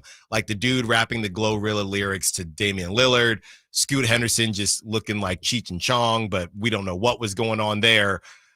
The situation with De'Aaron, it felt like, and De'Aaron, kind of his sense of humor, it felt like he was purposely, every time I heard him talk, he kept bringing up how old DeMar DeRozan was and how he still has a lot left in the tank, but I was watching him when I was in middle school, and I don't know, maybe I just caught it at different times, but it felt like De'Aaron almost was trying to just throw a couple jabs at DeMar, because he kept bringing up the fact that he was watching DeMar in middle school. I don't know, maybe that's just the reality of the situation. It is the truth, but yeah, so I don't know. I'm sure we'll find out, or maybe we won't, if there was anything behind that. But I do think that their timelines line up just enough for, I don't know, Chris, about 2 to 3 years. We'll see what these guys got. In the Western Conference, to a Western Conference that is ever changing, with the Timberwolves moving off of Karl Anthony Towns, of course, and bringing in Dante DiVincenzo and Julius Randle. Coming up next, now we get to the Raider conversation. Carmichael Dave alluded to something this morning, and now Kay Adams asked Davante Adams about it, and there is a report that Davante Adams, after all that, to reference one, Karl Anthony Towns, might just be on the move. Sorry, Raider Nation. We'll see what happens. Stiles and Watkins, Sacktown Sports. On the move? Got somewhere to be? Take Sacramento Kings basketball with you. The Sacktown Sports app will let you stay connected to your passion. Never miss a moment of Sacramento Kings basketball with the Sacktown Sports app. Carmichael Dave here from my good friends at American Energy. Cool weather, if not cold weather, is in our future. You know that. It'll eventually get there, and American Energy wants to make sure your system is operating safely and properly. So now is the time to take advantage of the $49 fall tune-up inspection. That's regularly $119, but includes a full safety and duct inspection. And if your system's over 10 years old, it's free. The tune-up is on American Energy. Give them a call right now. They're offering $50 off your first recommended repair, or if you need a new furnace, that's half off the price of a new unit. American Energy been serving the greater Sacramento area since 1981. A+ with the Better Business Bureau. You can check them out at theaeway.com for an instant quote. That's theaeway.com. Tell them Carmichael Dave sent you. Call 916-520-9990 now. Are you tired of your tee shots ending up in the adjoining fairway while the rest of your foursome is hitting it down the middle? Well, experts will tell you that being properly fitted for golf clubs will help you strike your drive center cut. The Hagen Oaks Player Performance Studio and its team of trained PGA professionals are ready to help you get rid of your banana balls and duck hooks. Hagen Oaks Indoor-Outdoor Player Performance Studio fittings are available 7 days a week. Make yours today by calling 916-808-2531. That's 808-2531. At aimyourdigital.com, we'll help you target the right audience, build your leads, and crush your quota. Take your business to the next level. Our digital marketing strategies help grow awareness of your product or service, all while building trust in your business. Our approach involves leveraging multiple tools and strategies to deliver exceptional results that are customized to your unique business needs. Don't wait to run out of sales leads. Keep your business growing. Get started with aimyourdigital.com today. It's a myth to think you don't play golf well enough to get fitted for golf clubs. The professionals at the Hagen Oaks Player Performance Studio would argue that playing the game with golf clubs properly fitted to your body and swing characteristics is the best way to improve your game and have more fun on the golf course. With a professional staff of fitters, all the major brands of equipment, and cutting-edge technology featuring TrackMan, the indoor-outdoor Hagen Oaks Player Performance Studio is worth a look.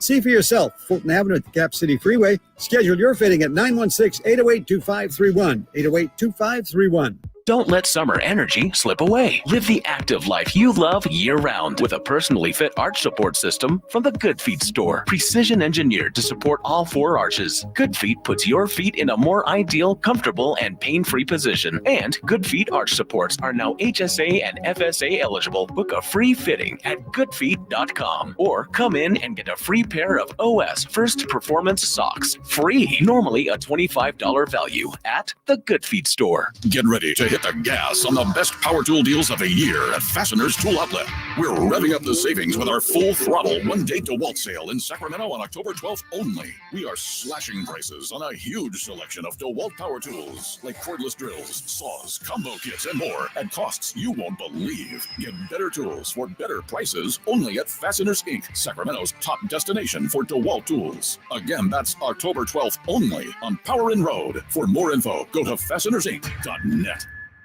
When shopping for a new car, what do you want? A great selection? A low monthly payment? More for your trade? At Northern California's #1 Honda dealer, Stockton Honda, you get it all. Model year-end savings are going on now. It's savings you just can't say no to. Come in today or go to StocktonHonda.com. Anytime, anywhere, it's all here.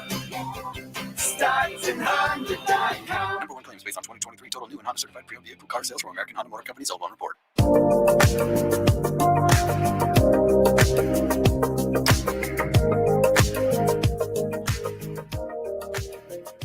Sacramento has a new tag team in the midday. It's Stiles and Watkins on Sacktown Sports.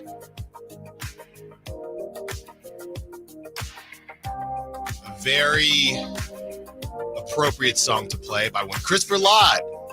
First time rocking with Christopher Lott here on Stiles and Watkins because we feel it coming, and Chris felt it coming, and a lot of people did for a while with Davante Adams because it just didn't make any sense.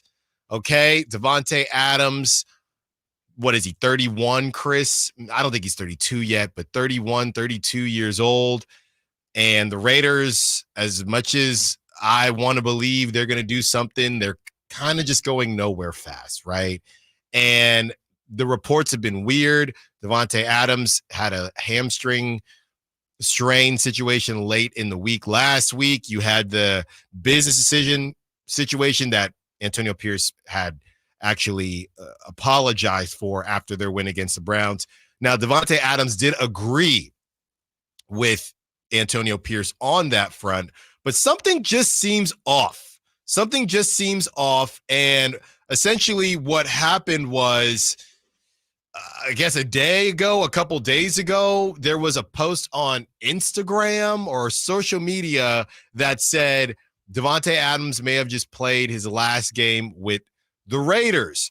And for some odd reason, Antonio Pierce liked it. Now, I'll be honest, when I first heard this story and, heard Carmichael Dave talking about it this morning, I thought there's no way Antonio Pierce would do that. But apparently this thing is real. So we're going to go down the line now. Here is Davante Adams being asked about it. I got to give a shout out to Kay Adams because I know this was probably awkward. And then we will get to a report that just came out of Vegas about 2 hours ago. So here's Kay Adams with Davante Adams. So this big story happens where they think your coach or your coach did, I actually don't know, likes this post about you getting traded. When you heard of that, I guess my first question is, how soon did you hear from coach? Yeah, I haven't heard from him. I haven't talked to him. So I don't know. I don't really know exactly what that was about. Obviously I got, social media is a beast. So it's a lot of people out there that saw it and, wondering what's going on and people reaching out. And I haven't spoke to him. I'm surprised by that. I would think okay. Well, I would think you work together every day. So if I would say, right. oh shoot, I accidentally hit that. I unliked it. Now it's this huge story. Is that just kind of like what the dynamic is? That's not something that you want to hear from him? Honestly, it's hard to comment on. I'm sure you would imagine as such, but it's one of those situations where I just keep my head down and keep doing my thing and let the chips fall where they may as it pertains to that. But I haven't there's been no communication with anybody from the team since that became a thing. But it's kind of just like the weekly what's up with Tay thing. There's always some sort of drama. But at the end of the day, 1-7 doesn't create any of it. So people can say what they want, but I'm just chilling, trying to be the model for, not stirring the pot and just locking in and doing what I got to do. This is not good. This is not good, Chris. And this is what happened, or this is what came out today right after Davante spoke on this. This is from Vincent Bonsignor, who is a reporter for Vegas Nation at the Review Journal, who cover the Raiders for a long time. It's also an NFL insider on LA's AM 570 Sports, and he's on host of In the Huddle, Raider Nation Radio. He says more on this to come. A league source with knowledge of the situation confirmed that the Raiders are growing open to the idea, and that was very much a throwback Woj, Chris, from the draft days. The Blazers are enticed with, but anyway, are growing open to the idea of trading Davante Adams.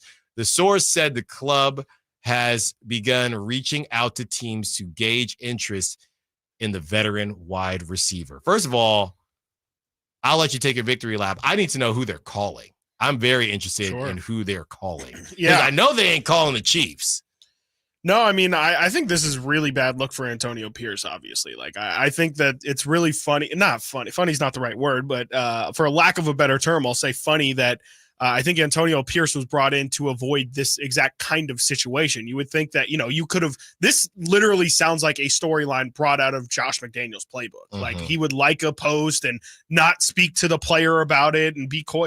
And, but at the other side of his mouth, talk about, hey, we need accountability. And, I want to, bring a culture back to this team. And, I don't know, liking Instagram posts of trading your best player kind of to me doesn't seem like a very business oriented, a very, hey, we got our stuff all lined up together. It doesn't really seem like the kind of thing that you would want a guy like Antonio Pierce doing. It just to me feels like, this could potentially lead. I mean, if you're trading Davante Adams, I know they were able to beat the Browns this weekend without him, but I don't know how much success you're really planning on having if you're going to be trading one of your best players, if not your best player, the best player.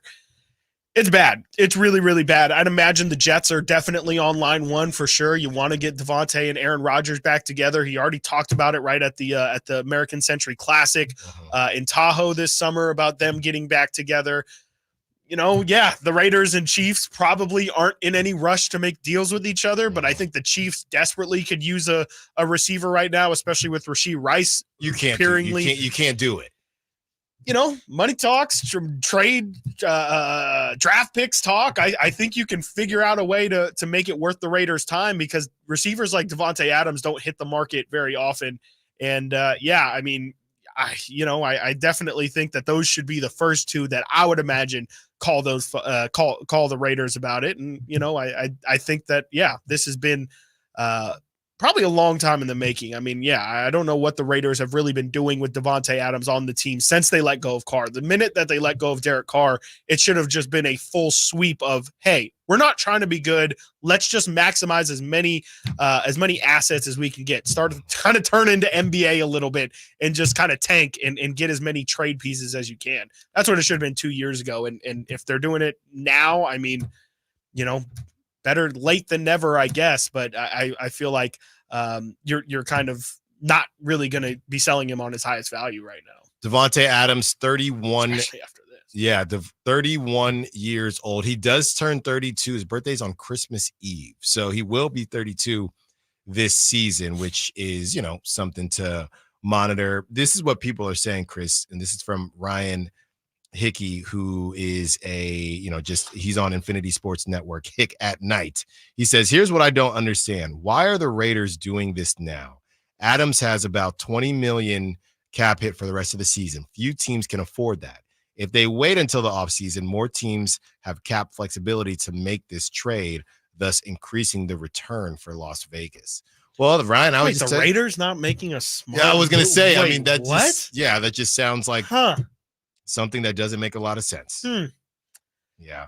I mean, I don't know what else to say, but I mean, that to me is so obvious. Right. I mean, with Gardner Minshew and Zamir White as your quarterback and your running back, like I don't know. Again, I just don't know really what the expectation was of that offense. And, I didn't think that Davante Adams was going to be able to singularly hold it up. And funny enough, it's been Brock Bowers that has really been kind of their I guess main target getter.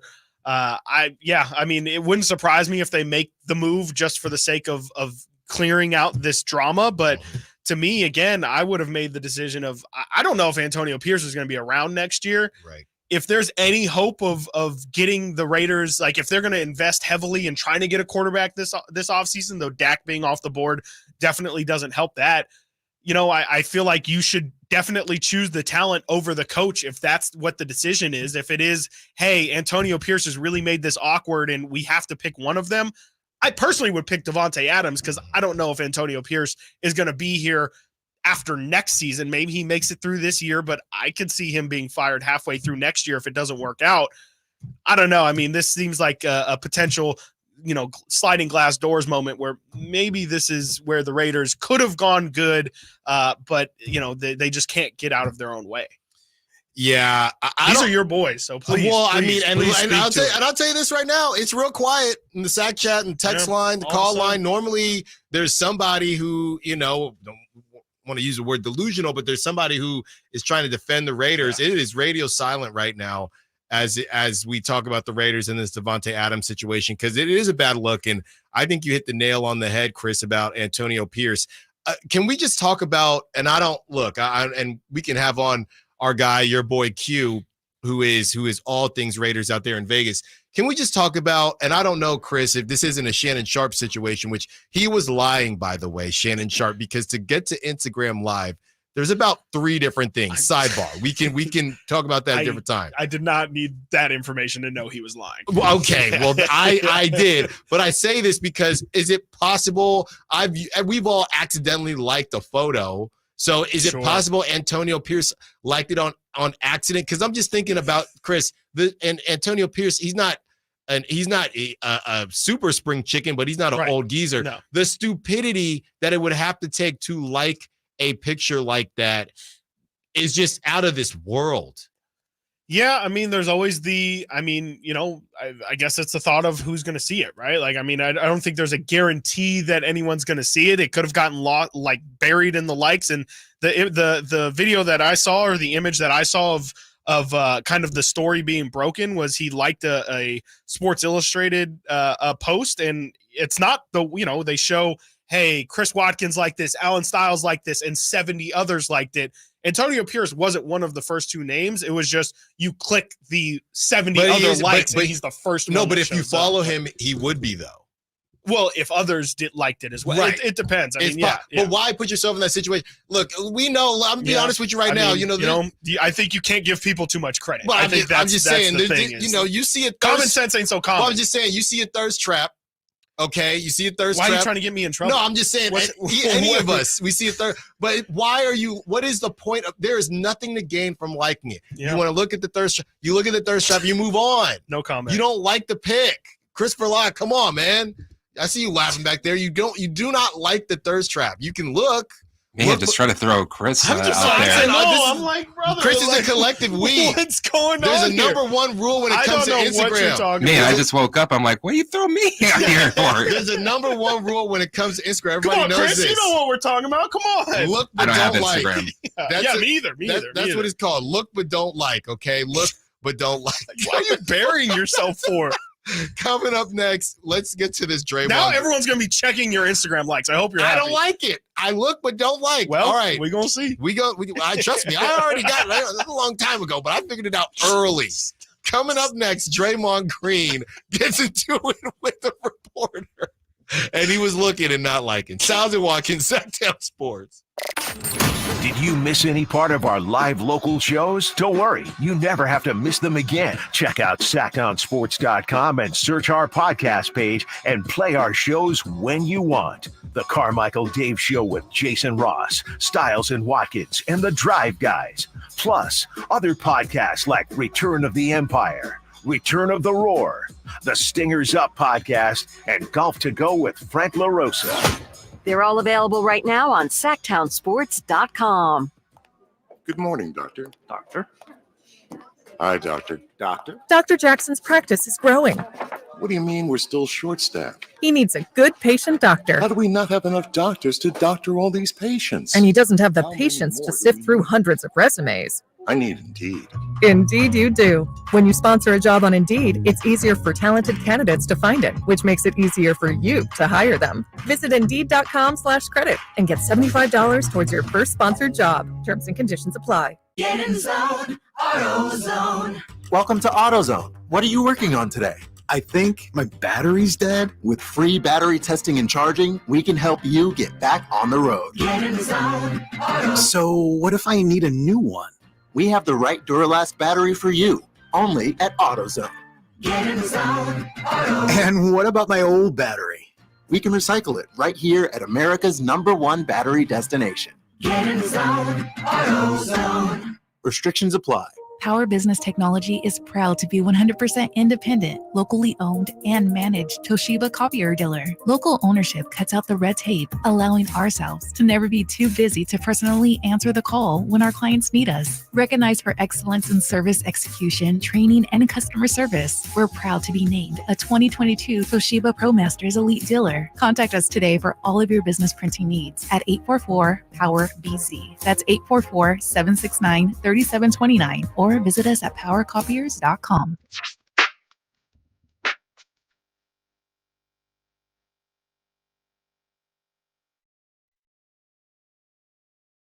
Live and local, it's Stiles and Watkins. Watch the show on youtube.com/SacktownSports1140.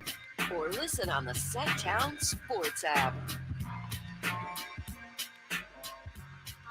From the 916, I could see the team trading for Devontae Adams being the LA Rams. They're in desperate need of wide receivers, just a guess. Yeah, I don't know where the Rams are at. Remember when they were super strapped for cash and just didn't have anything when they made that Super Bowl run? I don't know if they've recovered from that yet, Chris. They also but- might be too down bad at this point. They're 1-3. Like, yeah, you said that obviously the Jets. Yeah, and I saw Garrett Wilson. I think I read something, just a crazy stat. I mean, Garrett Wilson. I don't know. The Jets are a complete disaster. I don't know that Devontae is enough to help the Jets, but I understand your thought process. I just don't see. You talk about the tax. Would the Chiefs be willing to pay whatever tax that is that the Raiders would put on a Devontae Adams? I think that's almost unforgivable. Some of the other teams, I mean, the Steelers, we know they were interested. Steelers, in right. But I could see the Steelers. I just don't see, and I don't know what type of say Devontae has. It feels like they would want this thing to end well. Another team, you can't send them to the Patriots. No. Not at 31. I don't think you can send them to the Browns. I wouldn't do that either. So How about Buffalo? I know they have looked great. Didn't look great the other night, but they have Keon Coleman as their Keon Coleman, Khalil Shakur as their number ones. Yeah. Like they could maybe use a guy like Devontae Adams. I'd be into that. Played in Green Bay, so maybe the Buffalo weather isn't much to him. Yeah, he wouldn't mind that at all. Besides that, I mean, a lot of these teams that are contenders, they have decent. They have pretty good. They have a pretty good cores. Another team that I am, I guess, playing with, and not that they're, and a lot of people are saying they have the best offense already. If I'm the Lions, I don't know what they have to move him, but I'm just not sure. I know he had a crazy game yesterday, but I just don't know if Jameson Williams is a true number 2. Sure. I think I think that the Seahawks defense isn't great. They've played some terrible QBs. And I just think we don't know enough about the Lions, but I don't know, because Jameson Williams to me is a slightly better version of Xavier Worthy.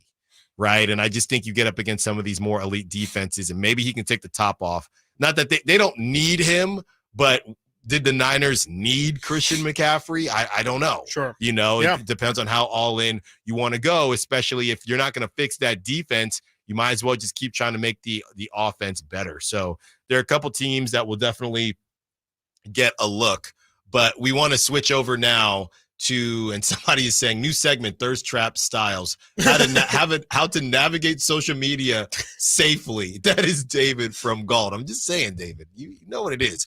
Look, don't like. All right, let's hear from Draymond Green during media day. Yeah, Chris, I'll be honest, I was slightly uncomfortable listening to this, but that's typical with Draymond, essentially, to lay it out for you if you haven't heard the audio so far. And I'm trying to talk to my Bay Area guys because I was too busy yesterday. I want to figure out who that reporter was. I'm not sure it was one of the local guys, but I need to confirm. I wish I could remember it, but Dave and Jason did know who it was. They did. Oh. Was it a local guy? Yeah, he was a Bay Area reporter. Okay. Okay. We got to get a name on that. All right. Let's hear from Draymond as he's asked about people and fans being worried about him as far as his availability. And this is the back and forth and what Draymond had to say. People worry about you. Fans, maybe your teammates. Why they worry about me? Well, I am a successful black man in America doing incredibly well. What's the worry? They about worry me? about you. There are way more people in this world to worry about than me. That's for sure. But we're here now. So we're all here. I don't think you should worry about me. Okay. I'm doing pretty well. If you would have told me when I was 13 years old in Saginaw, Michigan, without a pot to piss in, that you'd be sitting here and somebody would say they're worried about you, I would have probably told them they were out of their mind. I'd be sitting here and they'd be worried about me. Well, they're worried from themselves too.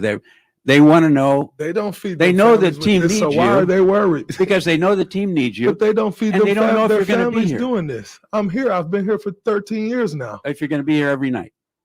Been here pretty much every night for 13 years. Very much so. We all have. Look, Kevon Looney played 82 games 2 years in a row, and everybody was celebrating. We all miss games.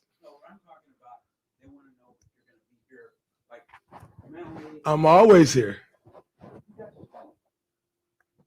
And suspensions, the guideline of getting suspended is something that's in place because it's a possibility. So nothing changed in that respect. I don't know what would change. Well, I don't get the question. I think my mindset has helped us do some great things. That's pretty cool. So it's all about how you spin it. I love how you try and spin it, but it ain't my spin to it, player. So yeah, it's good. I have a lot of thoughts. That was Scott Ostler, by the way. Thank you, Chris, SF Chronicle columnist. And yeah, Chris Watkins, I've gone back and forth with whose side I'm on here. Yeah, that's a tough one. Number one, I'm putting myself or us in this situation.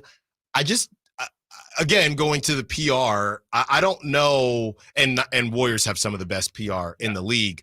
Kind of. So I don't know who it's on, but I saw one person say a little surprised that the back and forth was even allowed to go on that long. Right. Maybe even just say, hey, all right, guys, next question. Right. So I don't know what happened there. Like I said, I understand Draymond trying to defend himself, but I do think Draymond is playing a little dumb here. Yeah. And I'm a bit surprised that he decided to go in this direction. I thought you were supposed to be more self-reflective. I understand what Scott was trying to ask.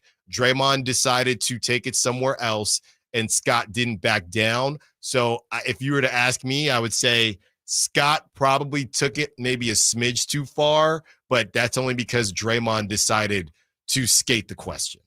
Yeah, I feel like it was a bit of an unfair question. Maybe there's just a different way of asking it. I do kind of think if I were in Draymond's shoes, I would imagine I would be as defensive as him, because the way he asked it was like Draymond is like a violent person, or like he is like an actual like a threat to the team. Like he said, people are worried about you. He said people are worried about you. Chris, they made him go to therapy. He punched a teammate. He choked out. He's choked out someone. He choked out Nurkic, or excuse me, he slapped Nurkic. He choked out Gobert. Yes. I don't think anybody's worried. You want to fire off He's making the it sound like compilation? people are concerned about your actual like person being. But and I that's do where think I'm it was like, a confusing. Draymond is correct in saying like, I'm fine. I'm a multi-millionaire. No. But then that's fine. Then is where I start to lose Draymond because then he gets a little bit ignorant and is like, oh no, nobody's available for 82 games. That's where he loses me. But I think the initial question, I would be defensive too, because you're trying to come at me again like I'm a crazy, but Draymond has been crazy on the floor, but to say something's wrong with you, like there's a deeper implication of you are actually like, people are afraid to be around you. People are concerned for your actual well-being. And, I think people definitely get concerned about maybe, how his emotions maybe go too far, but I don't think anybody is actually like, I don't think anybody's really thinking about Draymond in that level. I think they already know Draymond is Draymond. We're not concerned about him. We are maybe concerned that he's going to miss time, but I don't think anybody in that locker room is concerned of, man, Draymond is actually kind of. But he never losing said his any mind. of that. The reporter, he said people are worried. He just said people are worried about him. And what are you supposed to do with that? If you're Draymond, you're supposed to say, I can show you better than I can tell you, because his words have meant nothing. Okay, his words have meant nothing. He A-Town stomped Domantas Sabonis. Yes. Chris, they made this man. They didn't even know Adam Silver. They didn't know what to do. They made him go to therapy. Sure. Yes. Why do you go to therapy? To work on your well-being. I mean, it's a weird situation.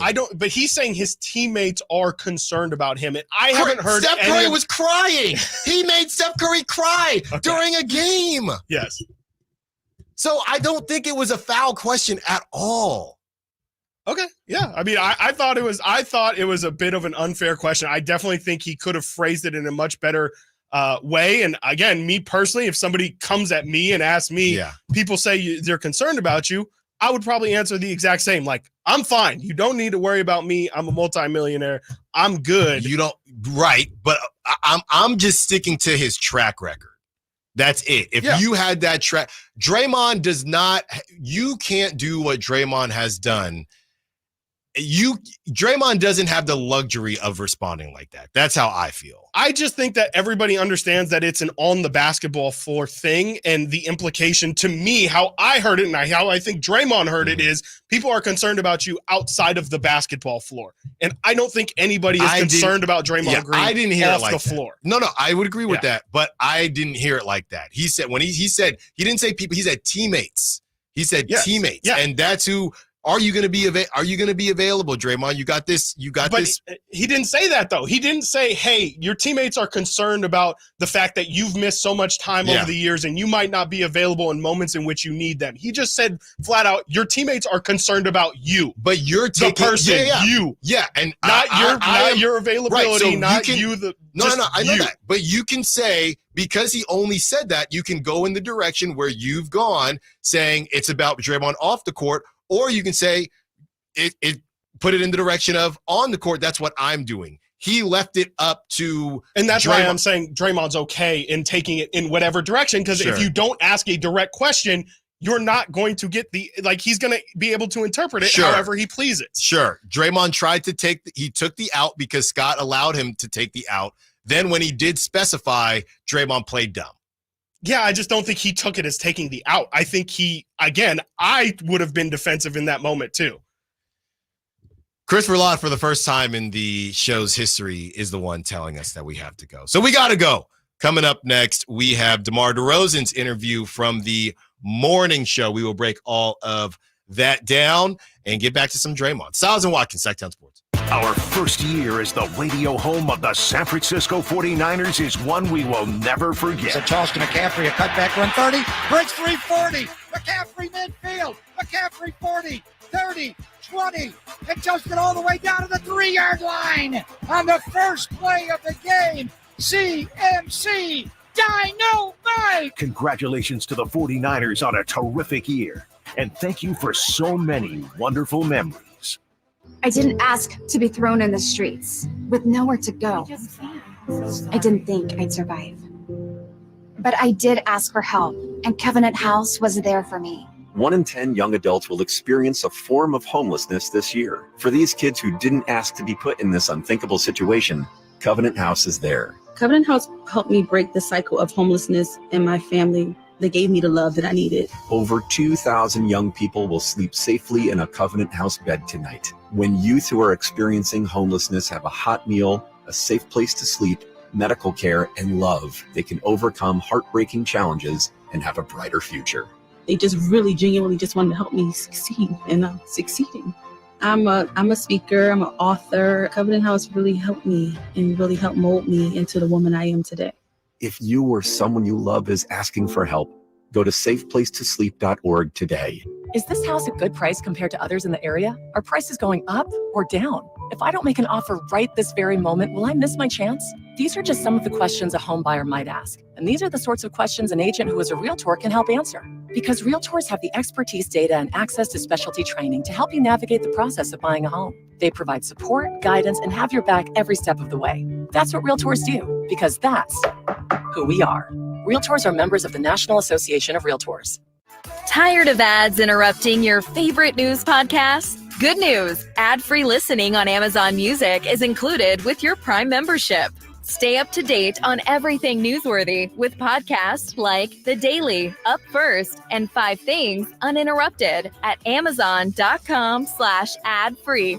Just head to Amazon.com/ad-free to catch up on the latest episodes without the ads. Bonneville International Radio Station contests are open to participants at least 18 years of age and older that are residents of California and who reside in one of the 6 counties that make up the Sacramento metro area, unless otherwise specified. Employees or agents of the station, Bonneville International Corporation, other area radio stations, or any entity associated with the contest are not eligible to win, unless the station otherwise specifies in its own discretion. Persons who have won in the last 30 days from a station contest or event may not be eligible. For a copy of the general contest rules, visit khtk.com. alsco.com. Hey, what's up, Sacramento? It's Kyle Draper. Turn up the cleanliness at your restaurant, healthcare, or industrial business with Alsco Uniforms, the official sponsor of the Sacramento Kings Mop Crew. We've got you covered with crisp uniforms, hygienically clean linens, floor mats, and of course, mops delivered weekly. But that's not all. Alsco Uniforms also offers weekly services for first aid and restroom supplies.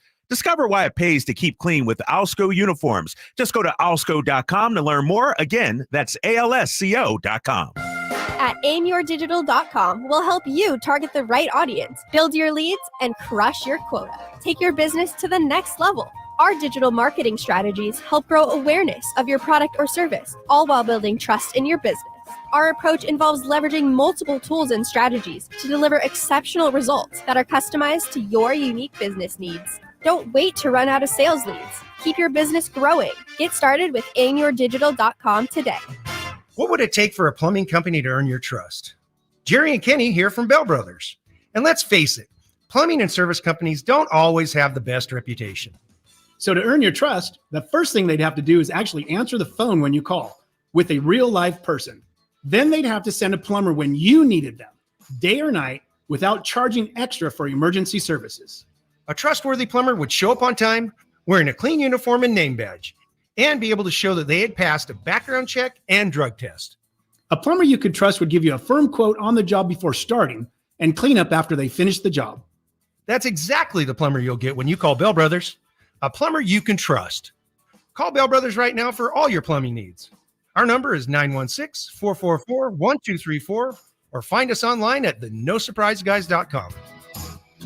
The No Surprise Guys, Bell Brothers.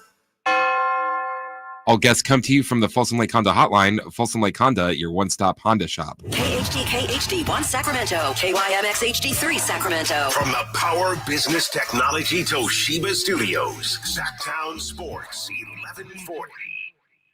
On the move? Got somewhere to be? Take Sacramento Kings basketball with you. The Sacktown Sports app will let you stay connected to your passion. Never miss a moment of Sacramento Kings basketball with the Sacktown Sports app.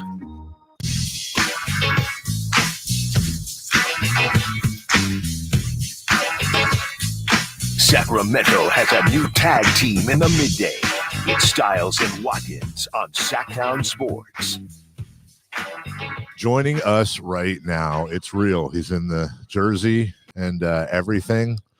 DeMar DeRozan. DeMar, I'm Dave. That's Jason. Thanks for sitting down. Thank you for having me. Other than, let's see, how cool is it to be in the video? I'm trying to think of what's the most common question you've been asked this offseason. Probably that. Probably that. 100%. What I would imagine everywhere, whether it's a place like here, everywhere else. But you know what? You all and we know you've been asked that 50 million times. You also have a book out. It's on my it's on the dresser right now. Appreciate it. It's I've seen your book tours. Mm-hmm. I've seen how you've been. You really took a chunk out of your insides and laid it on paper for people to read. Yeah, I mean, it was tough, but I felt like it was something just necessary. You know, I think, we haven't really seen nobody, especially current players still playing, kind of do something to that magnitude. And, I was just, I constantly been trying to just figure out ways to kind of keep the movement moving forward, trying to break the stigma on mental health, and then seeing us more vulnerable than anything, I think means the world. And I imagine by doing that, one, it helps you, but how many people do you think you've helped by doing that? How have you gotten the feedback?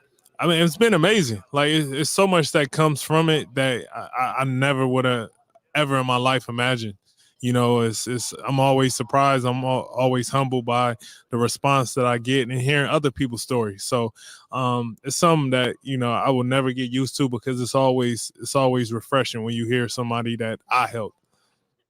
I think it's interesting too, because if I wrote a book, if Jason wrote a book, we're doing it to get paid because we, aren't rich. Yeah. You're rich. That's not why you did it. There's a deeper, more meaningful reason. So you're making yourself vulnerable in an incredibly, let's just be honest, a masculine world you live in sports. You're bearing your soul, and it's not for money. I imagine it's how much of it is a weight off your shoulders, but how much of it is, like you said, helping others? Yeah, it's more so helping others than anything. And even me doing this book, even after the book tour I took, I even look back at myself with a lot of things that had opened up within me that I probably wouldn't even realize if I didn't do the book. That kind of had me even dig a little bit deeper, and we need that. And I hope my book did that for other people as well. So it's not for money at all. I probably spend more money Writing it. a lot, writing it, traveling, doing all the things I was doing. It was never for the money. It was always for the message that I was trying to get out there. Yeah, actually, I'm interested in the process. How difficult was it to do the book? To actually write Yeah, the book? it was tough. Especially my summer times always was dedicated to just either my kids and working out. That's all I ever did. So to kind of get out of my comfort zone in the sense of working on the book, being so tedious with that, going on a whole book tour, doing everything. It was a lot of stuff that was, out my element, but it was something that I enjoyed. It helped me see a lot of new things. And, I just hope the message really come across and be helpful, not just for people, for other athletes as well, to be able to do the same thing. So, DeMar, you're coming in. Harrison Barnes went out in the deal. And I think a lot of, and understandably, people are, when you're talking about the differences in the team, talking about your numbers, your position, rebounds, assists, steals. Somebody said this to me a couple weeks ago. They said you could count on one hand the people in the NBA that are on a level of a Harrison Barnes when it comes to character, and DeMar's one of them. How important is it to you beyond the regular stats? Yeah. I mean, those are some big shoes to fill, but everybody thinks incredibly high of you. Yeah, I mean, that's what you always kind of wanted in our business. One, to be respected as a player, and two, to be respected as a man first and foremost. And I always try to give the utmost respect to everybody I come across. And I remember just my vets, how much they meant to me. And that kind of stuck with me coming into the league, and me more so always wanting to be that great teammate everybody could count on the floor and off the floor more than anything, because, I've gained relationships that, with basketball in the day, got friendships that'll last forever. And that's what it's all about at the end of the day. Who helped you most then when you started in Toronto? Jared Jack, Reggie Evans, Jose Calderon, Chris Bosh, even though I was, there for a year, Hito Turkoglu. So I had some great older guys that really gave me a lot of knowledge on and off the court about a lot of things. And if I'm not mistaken, when you signed here or the trade happened and didn't you talk to Harrison? Yeah, I talked to Harrison. Yeah. Talked to him. Here? Yeah, about here. He talked to me. I talked to him about San Antonio if he needed something there. But Harrison definitely been a friend of mine for a while, for over 10 years, So that constant communication we always had. Whatever I needed to ask from him, it was always at the drop of a dime. Honestly, he'd get mad if I didn't text him back in time, So, yeah, so HB, that's my man. We just got the wrap-up sign, so I guess we'll finish with this. Everybody's talked to you about fit. Everybody's talked to you about getting into the system. I want to talk to you as a native Sacramentan. Have you figured out a favorite place to eat? Have you begun to get to know the city yet? Not yet. Okay. Once training camp is over with, I'm definitely going to do that. Are we a sushi guy? I'm a sushi. I'm a food guy. Okay. I wouldn't even want to put it just towards one thing. I'm a food guy for sure. Yeah. This is the farm to fork capital of the world. That's what they say. Lots of choices. So yeah, might be surprised. We're in America's breadbasket right here. Oh yeah, I'm gonna figure it out for sure. Yeah, help take us to the next level, because this fan base is ready. 1,000%. That's the only reason why I came here. You saw the love you got that day you brought. For sure, yeah. First time. That was in the summer. That's in the summer. So I'm looking forward to it. One thing you can count on me is I'm gonna go out there and play every single night and try to win. Welcome to Sacramento. Thanks for your time. Thank y'all. Great stuff there from DeMar DeRozan, who has really had a mic in front of him all summer long, Chris. The very end of that with Dave, I really wanted to put a country accent on him, and it just reminded me of Friday Night Lights. You gonna take us to state? this team is ready to go. Ready? You ready to take us to the next level tomorrow? The very end just reminded me of you finally got your recruit and you're trying to get to state for the first time and win state. And that's essentially what we're trying to do with DeMar and the Sacramento Kings. But great stuff from DeMar about his book and really what he plans on bringing to the Kings, his experience and his leadership. Yeah, just it's an exciting time in Sacramento, Chris. Yeah, for sure. I mean, I think, they probably didn't get into as much as they wanted to with DeMar, but, I think it's just been a crazy summer for him. I'm sure even he hasn't really been, I'm sure yesterday was kind of one of the first times he was able to really settle and remember, oh yeah, like I'm in this new situation, brand new team, brand new system that we're going to learn. And, he's been doing so much press tour and everything like that. He was on Good Morning America for sake. And I just kind of feel like he's very much ready to get this season going with De'Aaron kind of talking how he was talking. I just think these guys are all hungry, man. I think they're all independently really looking for success. And I think that they're coming here together to kind of use Sacramento as their vehicle to get what they've been looking for their entire career so far with all three of the Kings' big three. I think it's going to be a really focused team. I think yesterday's vibe kind of fit that as well, as we were kind of talking about how throughout yesterday's media day, it just didn't really feel like it was a time for fun and games. It was not Friday fun and games at media day yesterday. It was very serious, very business-like, and it did feel like these guys just kind of stuck on message that they are looking for success. When we asked Malik, what are you looking for by the end of your contract being up in a couple years? And he just said deep playoff runs. And I think that's just kind of where all these guys are at. They know what they're here for. There's no good in hyping everybody up and talking about how excited they are for the season. Let's just go out there and do it.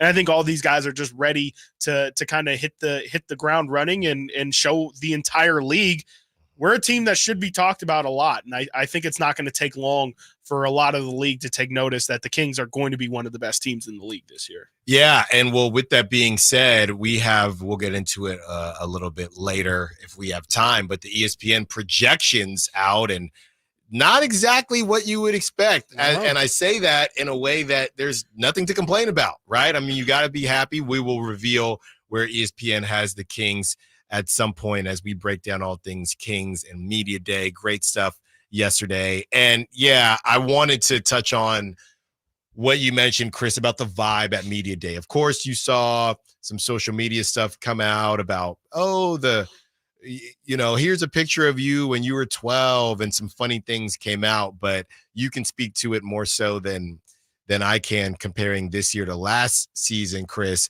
Yeah, I just felt like everybody was there. Not that they didn't want to be there. It sounded like everybody was in a good mood, but they're just ready to get this thing going and really, the only way what I can liken it to, Chris, is when you have a really bad shot in golf, or let's say you have a bad drive. We talked to Malik Monk about his driving, how he's keeping his driver out. I said, Malik, you got to keep your driver out. We don't judge, but keep the driver out.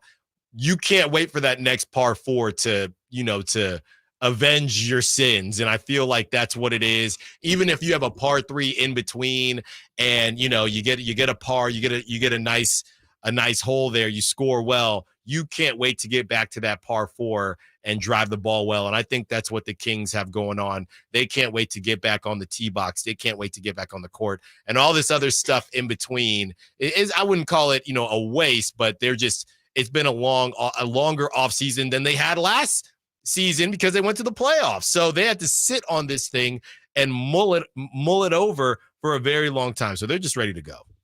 Yeah, I mean, I definitely feel like they have a bit of just a bit of an unknown. Like I kind of think that they don't really know exactly how things are going to look. I think they all look around and see that this team is incredibly talented.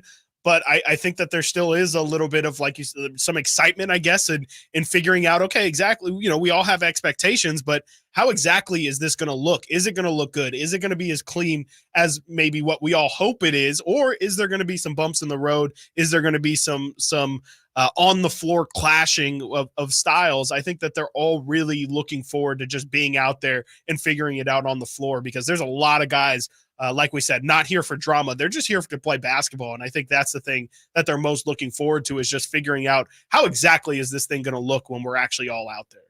Coming up next, it is time for our NFL Blitz. We discuss the biggest games and biggest letdowns and biggest wins in your NFL Week 4. Stiles and Watkins, Sacktown Sports. On the move? Got somewhere to be? Take Sacramento Kings basketball with you. The Sacktown Sports app will let you stay connected to your passion. Never miss a moment of Sacramento Kings basketball with the Sacktown Sports app. You've seen him on the roast of Tom Brady, and you've heard him host the #1 podcast in the world, Kill Tony. Now see Tony Hinchcliffe perform stand-up comedy live at the venue at Thunder Valley, Friday, October 11th. The man behind millions of views worldwide and countless sold-out shows brings his stand-up set to you, Tony Hinchcliffe. Critics call him a must-see. Don't miss this stand-up comedian, writer, podcast host, and professional wordsmith live in Sacramento. Tony Hinchcliffe. Get tickets at ThunderValleyResort.com. Get ready to hit the gas on the best power tool deals of the year at Fastener's Tool Outlet. We're revving up the savings with our full throttle one-day DeWalt sale in Sacramento on October 12th only. We are slashing prices on a huge selection of DeWalt power tools like cordless drills, saws, combo kits, and more at costs you won't believe. Get better tools for better prices only at Fasteners Inc., Sacramento's top destination for DeWalt tools. Again, that's October 12th only on Power and Road. For more info, go to fastenersinc.net.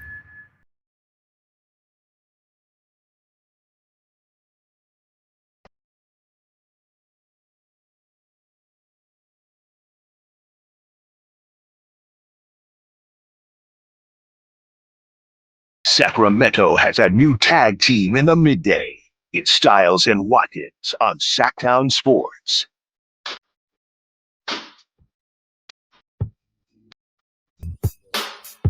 Great stuff from DeMar DeRozan and the and the morning show. We have Domantas Sabonis in the 1 o'clock hour, and he was with us. So we will get to Domantas Sabonis at that time. But now it is time for the weekly NFL Blitz. Midway presents NFL Blitz. It just reminds me of being we had QZR in the Bay Area, but I don't know what you guys had. The laser. It was QZR. Okay, it was QZR. Yeah, this just reminds me of begging my mom for money to play NFL Blitz right after I lost I always did bad. I was always so bad at the laser tag. I don't know. I always had the gun. My gun never seemed to work correctly. Yeah. But this reminds me of those days. All right, Chris, let's get started with some NFL Blitz. I'm going to read them today with Nate out, probably sleeping right now. Niners get back on track against the lowly Patriots. Did you learn anything from the Niners? I mean, Brock balled out, but besides that, anything of note? The Patriots are just not good. Yeah, the Patriots suck, that's for sure. I don't know. Yeah, I don't know where they're going to go with that offense. I mean, I would say the Niners looked a little bit less dominant than maybe I anticipated them to look. I mean, they did have a couple miscues. They had the fumble, and they had Brock threw an interception, didn't he, or something? There was a couple things that just kind of didn't go. There was the 3 touchdown drive as well. Yes, just didn't quite look as dominant as what I would have hoped. But you still put up 30 points, and you absolutely dominated the Patriots. No, didn't really learn much of anything. No. Yeah, and Brock, I don't remember. Yeah, he had 1 interception. Okay. Yeah, I thought so. 1 touchdown, 1 interception, 288 yards. And Jordan Mason, 123 yards. Come on. And 1 touchdown. Next, no Tay, no Crosby, no problem for the Raiders. They beat the Browns 20-16. And I don't know if you saw the last play of that game, Chris. The Browns, the last 5 minutes, the Browns kind of a questionable holding call where Amari Cooper would have jetted. Yes, that would have been insane. It gets called back. The Browns still have an opportunity to win it. And Deshaun Watson, I mean, he's got to be one of the most sacked quarterbacks in the league. He can't even get rid of the football. Raiders win. But it doesn't really matter because all we're talking about now is the drama with Devontae Adams and for some reason their Vegas odds, no pun intended because they play in Vegas, have gotten worse to win the Super Bowl. There's a lot of smoke, Chris, and where there's smoke, there is fire. Yeah, absolutely. It's a mess. I mean, you can't even really feel good about it after what's gone on since. And, I think it's just a very Raider start to the season already. Again, it feels like they're getting in their own way. And I do think 2-2 is pretty good, especially considering where I thought they would be at this point in the season. So you got to feel good about being 2-2, but it feels like they're just living week by week. Like there's no way I could really say, hey, the Raiders have shown me that, they really can be a team that maybe is different than what I thought. It feels like on a week-to-week basis, they could lose, they could surprisingly show up, or they could absolutely get blown out of the water. They're just kind of the worst kind of bag of tricks you ever asked for. Chiefs lose Rashee Rice. I think they're still waiting to see how bad that's going to end up being, and they lose him to some friendly fire with Patrick Mahomes throwing a pick and then running into Rashee Rice, but they still take care of business 17-10. But I mean, I feel like we did the same thing last season, Chris. How far can Mahomes take this thing with nobody? Yeah. Hollywood Brown is essentially gone for the season. Xavier Worthy is a rookie. Now you lose Rashee Rice for however amount of time. You got Juju Smith-Schuster. Right. I can't see the Raiders trading Devontae Adams to the Chiefs. I just think that's unforgivable unless you're getting 3 first, something just insane. Chiefs win, but I don't know how confident I feel in the Chiefs. Yeah, I mean, as currently constructed, it does feel like this is probably the least that, and I know he was dealing with a really depleted receiver group last year, but this to me feels much worse than that. I think Xavier Worthy is definitely going to get a good look. They really don't have any other option, but yeah, I mean, we didn't think they could make it that far last year, and they won the whole thing. So I guess I can't really doubt Patrick Mahomes at this point, but this would be crazy. I mean, if you get the three-peat with this cast of receivers, with Travis Kelce having the worst year of his career so far. Travis Kelce. Come on. I mean, the fact that they're 4-0 is an absolute miracle. And, we'll see if Patrick Mahomes, we've seen Patrick Mahomes go down in the playoffs with injury. You don't want him to kind of be Superman for 18 weeks here and then pretty much limp into the playoffs. They're going to need to get him some help because it's not just Rashee Rice either. Like, they have no running backs. Like, they're playing Kareem Hunt, who they legitimately picked up a week ago. So I just think it's tremendously down bad, and they need as much reinforcement as they can get. Yeah. Maybe you do throw a first-round pick. Like, if the Chiefs are going to be best team in the league, if you're going to be the 32nd pick, it's not really that valuable of a pick for them, right? Yeah. Travis Kelce did have a really good game, his best game of the season against the Chargers. So he can turn it on. I think he's in the same boat, though, where it's, hey, I can't do this for 15 weeks. You know what I mean? You need somebody else. All right, Chris, next one is for you and your guy. Colts win 27-24, but they lose Anthony Richardson. Seems like they're starting to misuse him, Chris.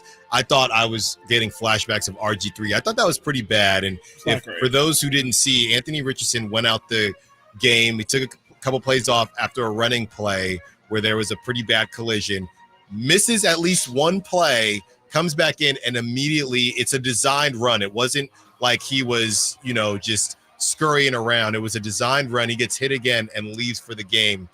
I think that's unacceptable.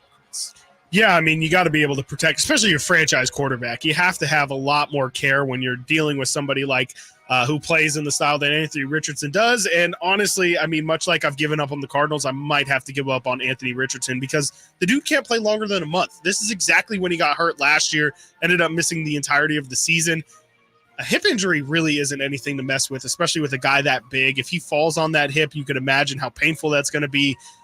I think they looked great with Joe Flacco as their quarterback, much better than what they looked like with Anthony Richardson. It is kind of a little bit of a Bryce Young to Andy Dalton situation, it feels like, with the Colts. And the Colts were good last year with Gardner Minshew as their quarterback. And so I don't really see why they wouldn't be really good with Joe Flacco, who was a playoff quarterback last year for the Browns. So I actually kind of think that this is sneaky pretty good for the actual Colts this season. Of course, looking forward into the future, you definitely want to have Anthony Richardson get as much game time as possible. So it's pretty unique. We'll see how it goes week by week, because I don't think they've ruled him out yet for next week. So we'll see how they handle that quarterback situation.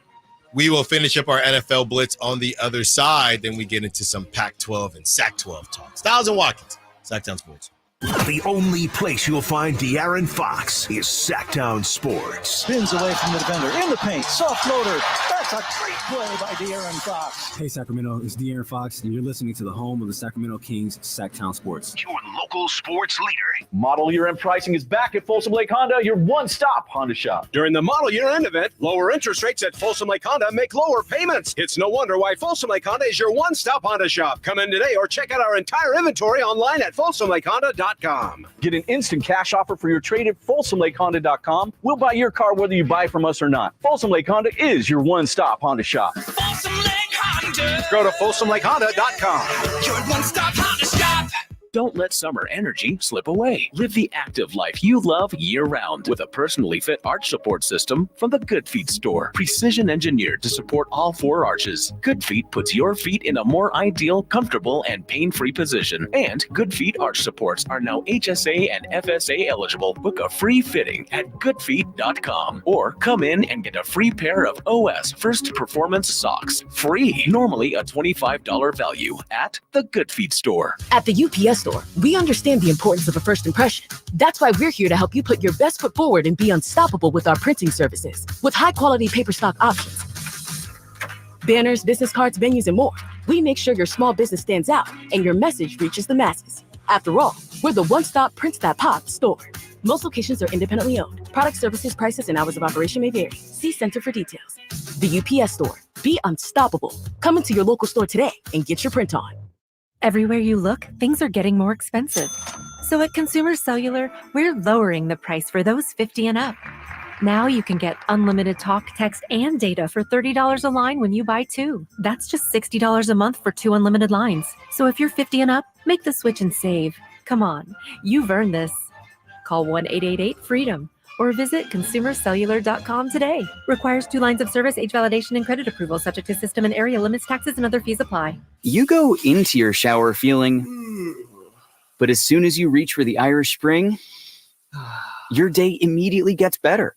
That crisp, fresh, unmistakable Irish Spring scent zings your brain and awakens your senses. So when you finally emerge from the shower, 37 minutes later, because you pay the water bill so you can stay in there as long as you want, you're ready to take on the day. And smell great doing it. Irish Spring Body Wash and Bar Soap. Fresh, green, Irish. Shop now at Walmart. October is Cybersecurity Awareness Month, and LifeLock is here to elevate your protection game. Using the same simple password across all your accounts, that's risky.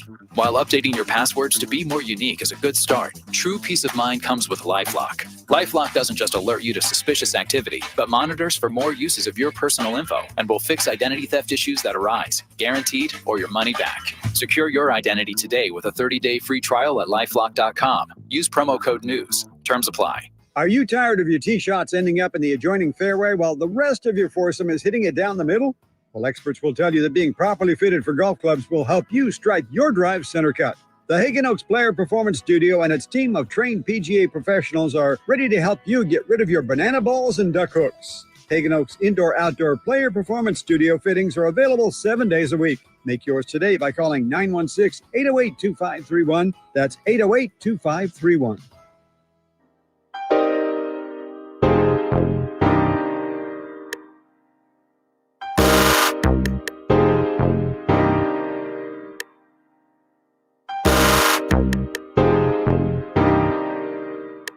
Live and local, it's Stiles and Watkins. Watch the show on youtube.com/Sacktown Sports 1140. Or listen on the Sacktown Sports app.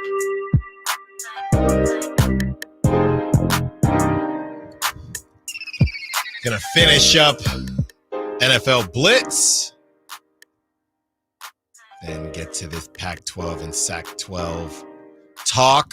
All right, Chris, we are at the Eagles now. Eagles imploding 33-16. I think Nate's been on this, but Sirianni is probably going to get canned. Now, I knew the Bucs were going to win because Jalen Hurts, I don't know if it's just Jalen Hurts or if it's the Eagles or if it's both, but they do not play well in Tampa. So I did know that they were going to lose.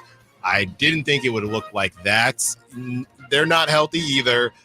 They get A.J. Brown, but they lose Devontae Smith. But the bottom line is something is off, that they went and got Cooper DeJean. They went and got a couple defensive guys, but really hasn't helped. Baker and the Bucs, they look like they've looked the first couple weeks before that L. And I just think I think the Eagles are done. And if you're a Niners fan, that's a team I just don't know that you gotta. The only team you might actually need to worry about out of the NFC East is the Commanders at this point. Might be. It's bad for the Eagles. They cannot pass the ball. I don't know what's going on. I know that they don't have, their two best receivers. That definitely doesn't help, but they traded for Jahan Dotson literally right before the season so that he could be a potential replacement. And, it's not apples to apples, but, Niners offense looks great without Debo, and Juwan Jennings was able to step up. And I don't know. I just feel like I expected a lot more from this Eagles team. I get that they're kind of their bread is buttered in the ground and pound game, and Saquon's been incredible this year, but that's they're not really even running him. He only had 10 carries. He had 84 yards on those 10 carries, but he's really the only thing that's been consistent about that offense all season. And you're not going to win football games playing like that. I mean, you can definitely beat on some worse teams, but when you play some of the better teams in the NFL, and a bit surprised to find myself thinking Tampa Bay is one of those teams right now, but I do think they are. I feel like the Eagles might just be one of these teams that beats up on some of the bad teams, and when they actually play good competition, reality strikes quickly. Yeah. They didn't stand a chance. Sirianni was asked because Saquon only had 2 carries in the team's first 3 drives. I'm not sure what they're doing. Yeah. You just said their bread is buttered. It almost feels like they moved on. They moved on from DeAndre Swift, but if they were able to hold on to him, that would have been the perfect lightning. They need something. Yeah, they need another punch. Jalen Hurts is not Lamar Jackson. So I think he is not a good second option. It is not what I think a lot of people had in their mind when it comes to this option, the situation that they're trying to run. And with Saquon, it just is a mess out there.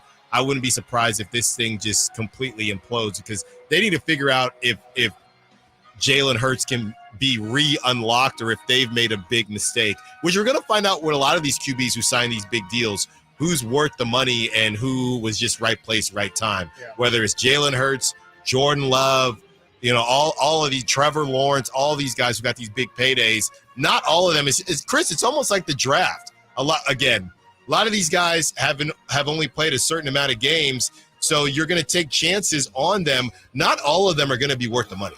We just don't know which ones are going to be worth the money.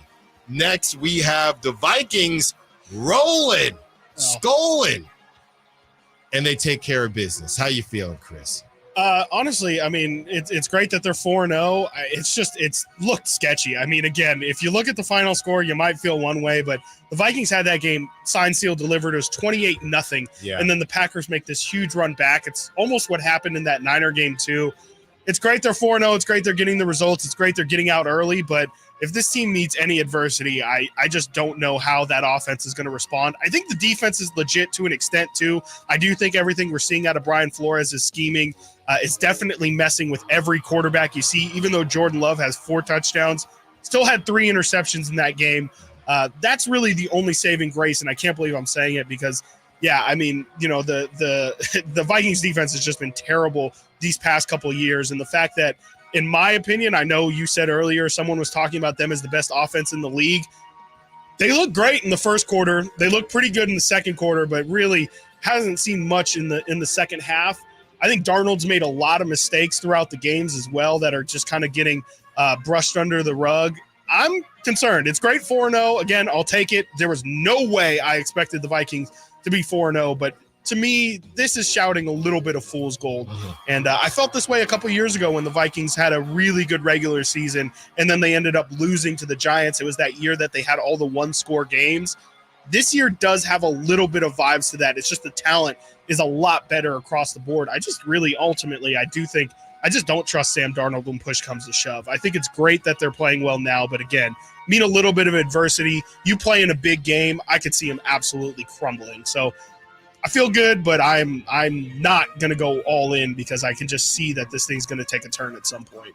Yeah, it's similar. Again, you have the undefeateds, the Chiefs, right? If the Chiefs didn't have the cachet that they had, we'd be looking at the Chiefs the same way, right? Yep. 4-0 is 4-0, but not all 4-0s are created equal. That's just the reality of it. Next, Chris, the Jets, kind of a mess. They lose to the Broncos at home, 10-9. I just don't know what they're doing. Absolutely, I don't know what they're doing. I mean, the last drive of the game was unreal. I mean, the Broncos, for some reason, they're up 1. They kick, I think it was like a 55-yard field goal that could have put them up 4.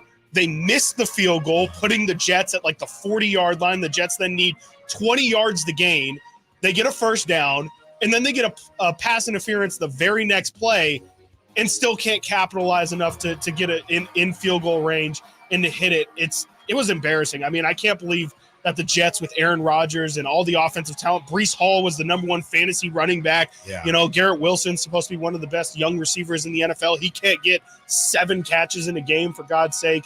I cannot believe the Jets are this bad offensively. Maybe Nathaniel Hackett really is that bad, and I'm sure Sean Payton knows that and is smiling on the other side of the sideline. Yeah, and there was I don't know if you saw the cadence thing. I did not. Between Saleh and Aaron Rodgers, and there was essentially some back and forth on whether they should make things easier. And basically, Saleh said they should dial back the offensive cadences, and Rodgers says in his presser, then Rodgers says that's one way to do it. The other way is to hold them accountable, talking about the line and everything like that. That's and crazy. just the rest of the Aaron's team. thing. Yeah, so I don't know what's going on there. Yeah. That's what comes with Aaron Rodgers. And by the way, I think you said he's gonna be at Cal during College game day. He's gonna be in the building, but they need to figure something out because time is not on their side at all. Texans, another team, Chris. Texans squeak out a win to the 0-4 Jags. The Jaguars are now the only team without a W. Crazy. And Trevor Lawrence. I mean, you got to think Doug Peterson's probably cooked already. And I still don't know if I trust the Texans. I'm waiting for the offensive explosion from the Texans, and I just haven't seen it. We just have not seen it this season yet. It's absolutely insane. I know they had a big loss to the Vikings, but I'm looking at it at the conference standings. The top 8 teams in the AFC all have positive point differentials, except for the Houston Texans, who are a -15. Yeah. That's just not great. Something is off. Something's not right about that. Absolutely. Next, we have, maybe I was wrong on this guy. I thought it was going to be a very exciting game, and I know we're done with the Cardinals now. I thought it was going to be a shootout in Arizona. There was only one team shooting, and it was Jaden Daniels and the Commanders as they take care of business. 42, Chris, to 14, Yikes. and your Cardinals are done. They're done. No, they're absolutely done. They might beat the Niners next week because they'll do that, but they won't do anything else. I'm embarrassed to have believed in the Cardinals so much. I thought there was something. They had competed with the Bills. They destroyed the Rams. They had a close game against the Lions. And then to get absolutely washed by the Commanders, and I assume they're probably not going to do well. But though maybe you're right. I could definitely see them playing because they are a bit like the Raiders in which they'll play up to their competition, and some weeks you'll catch them and you'll be like, man, Kyler Murray, let's not forget, first overall pick. They have Marvin Harrison. That offense can at least be dangerous. No, I'm done believing in them. I just can't. I can't do it. Kyler's actually had a pretty decent season, and I think it just doesn't really matter. I mean, you can't give up. No. Everyone has part of the blame pie, Sure. but you giving up 42. Can't have that. 42 burger is nuts. And if you just look at the numbers and you see, okay, Kyler, not great, but not terrible, but James Conner, 104 yards and a touchdown. Marvin Harrison, 45 yards and a touchdown. I mean, it could be worse. It could be worse offensively, but defensively, they can't do anything. And, I saw an offensive lineman for the Commanders say they're just having some bleeping fun out there. So Commanders, I think what's going to happen, Chris, is history is going to repeat itself. I think that Caleb Williams and the Bears will miss the playoffs. I don't think Caleb Williams is going to be as bad as Bryce Young. He already has been better than Bryce Young. But I do think that Jaden Daniels will go to the playoffs. He'll probably lose in the first round. and everybody will have the conversation. I'm already seeing people say that the Commanders had Jaden Daniels higher than Caleb Williams on their list, which I guess we'll never know. Yeah. All right. And then we already kind of talked about last night's game. Jared Goff goes perfect to help get me a fantasy win. Don't know what to do with the Lions. I mean, I think they're really good. I just think that the Niners at 100%, if they're at 100%, which we don't know if they'll ever get there, but the Niners at 100%, I still think that it's going to be a battle of the defenses, and the Lions defense is just not going to be able to stop the Niners. Yeah, probably. That's probably how it's going to go. I will say I'm really impressed with the Lions' run offense. I know they have a ridiculous offensive line, but never really been much of a David Montgomery guy. But the runs he had yesterday, I mean, there was one specifically where he trucks a guy and then goes like 20, 30 yards after. But he's just been really good for them all year. Jahmyr Gibbs seems more comfortable in the role that he's in. I actually think that the Lions, that they, to me, are the team to beat this year, at least in terms of how they've played and their record. The Niners absolutely can get there and are probably in the playoffs the team to beat, but I think the Lions legitimately are a really, really good team. And look, it's a 4-hour show, but we're still not going to waste any time talking about the Dolphins Titans. That was just atrocious. Coming up next, Pac-12, Sac-12 updates. A new team joins the Pac-12. It's not the Sacramento State Hornets. But what does that say about the Sac State Hornets? Also, we hear from Dr. Luke Wood, who was on the morning show and discusses plans as the Sac-12 secures a lot of money for NIL. Stiles and Watkins, Sacktown Sports. Subscribe to Sacktown Sports on YouTube and watch the Carmichael Dave Show with Jason Ross, Stiles and Watkins, and the Drive Guys. Live Monday through Friday from 6 to 6. Plus view archive shows and exclusive content. Subscribe at youtube.com/Sacktown Sports. Oh no, stomach issues again? Stomach issues? Who are you? Your pancreas. I could be the real reason for your diarrhea, gas, bloating, stomach pain, or loose oily stools. I thought it was my stomach. People often do, but any of these symptoms could mean having a condition called exocrine pancreatic insufficiency, or EPI. With EPI, the pancreas doesn't release enough enzymes to break down food, but EPI is manageable. Use the symptom checker on identifyepi.com and speak with your doctor. That's identifyepi.com. Sponsored by AbbVie. Whether you own a local business or a global one, you know that these days, generating growth is a challenge. By teaming with Bank of America, you'll not just stay ahead of the curve, you'll move it. With access to experts, award-winning insights, and business solutions so powerful, you'll make every move matter, locally and globally. Visit bankofamerica.com/banking for business to learn more. What would you like the power to do? Copyright 2024 Bank of America N.A.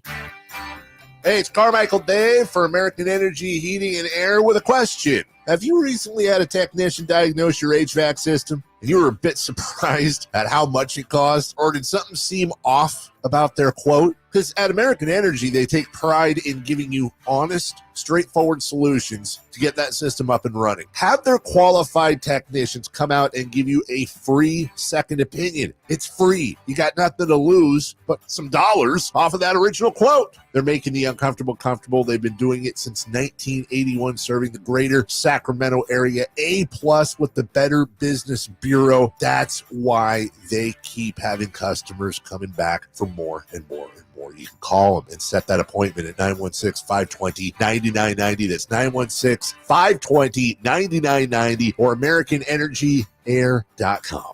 Call 916-520-9990 now. Shop fall savings at Big O Tires now through October 13th and buy 3, get 1 free on 4 select in-stock tires with installation and alignment purchase on all 4 tires. Offer good on most Saloon tires while supplies last. Disposal fees extra, not good with other offers. See participating Big O Tire dealer for details.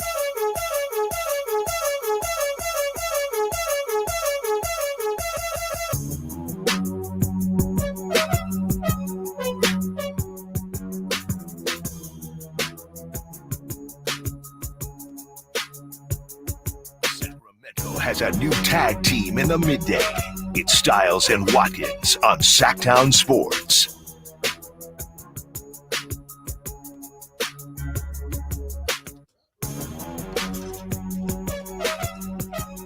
Sac State trying to get into the Pac-12. they will not be the next team to get into the Pac-12, as the next team to get into the Pac-12 is going to be Gonzaga. They officially join. Looks like the Bulldogs will officially join the conference effective July 2026. I think that's a huge get. No football for Gonzaga, but we do know they are a powerhouse. They are a powerhouse in basketball, and that will really, really help the conference. Chris, your thoughts when you saw that break today? I mean, yeah, it's great for the Pac-12 to just kind of get some team that feels like it's got some notoriety to it. You know, they in terms of more so their basketball program, Boise State's probably the best football program in there, but I think you kind of need somebody to marquee your conference, and I think Gonzaga's definitely going to do that on the basketball side. And yeah, I think Boise can probably be it on the football side. Looking at the teams that have been announced so far, you have Boise State, you have Colorado State, you have Fresno State, SDSU, and Utah State, along with Gonzaga. You know, none of those are really, powerhouses when it comes to college athletics really at all. And I think, it is going to be about football. And like you said, Gonzaga doesn't really have a football program at all. So, yeah, I mean, I think it's going to pretty much be on the shoulders of Gonzaga to continue their basketball success. And you would imagine going from what they were in the WCC to the Pac-12 should help them a little bit in terms of, maybe get that elusive title that they just have not been able to get after all these years, incredibly successful, but just nothing to ultimately show for it. Maybe the Pac-12 is just that little bit bump that they need to kind of get over that hump, but we'll see. I think it does more for the Pac-12 than it does for Gonzaga, but this has also been a long time in the making for Gonzaga. They've been meaning to get out of that WCC for a while. Yeah, I mean, you can make the argument WCC. I mean, they might be better in basketball than the Pac-12 is right now. I think so. But it's with St. Mary's especially. Right. It's the name that kind of is carrying the weight there.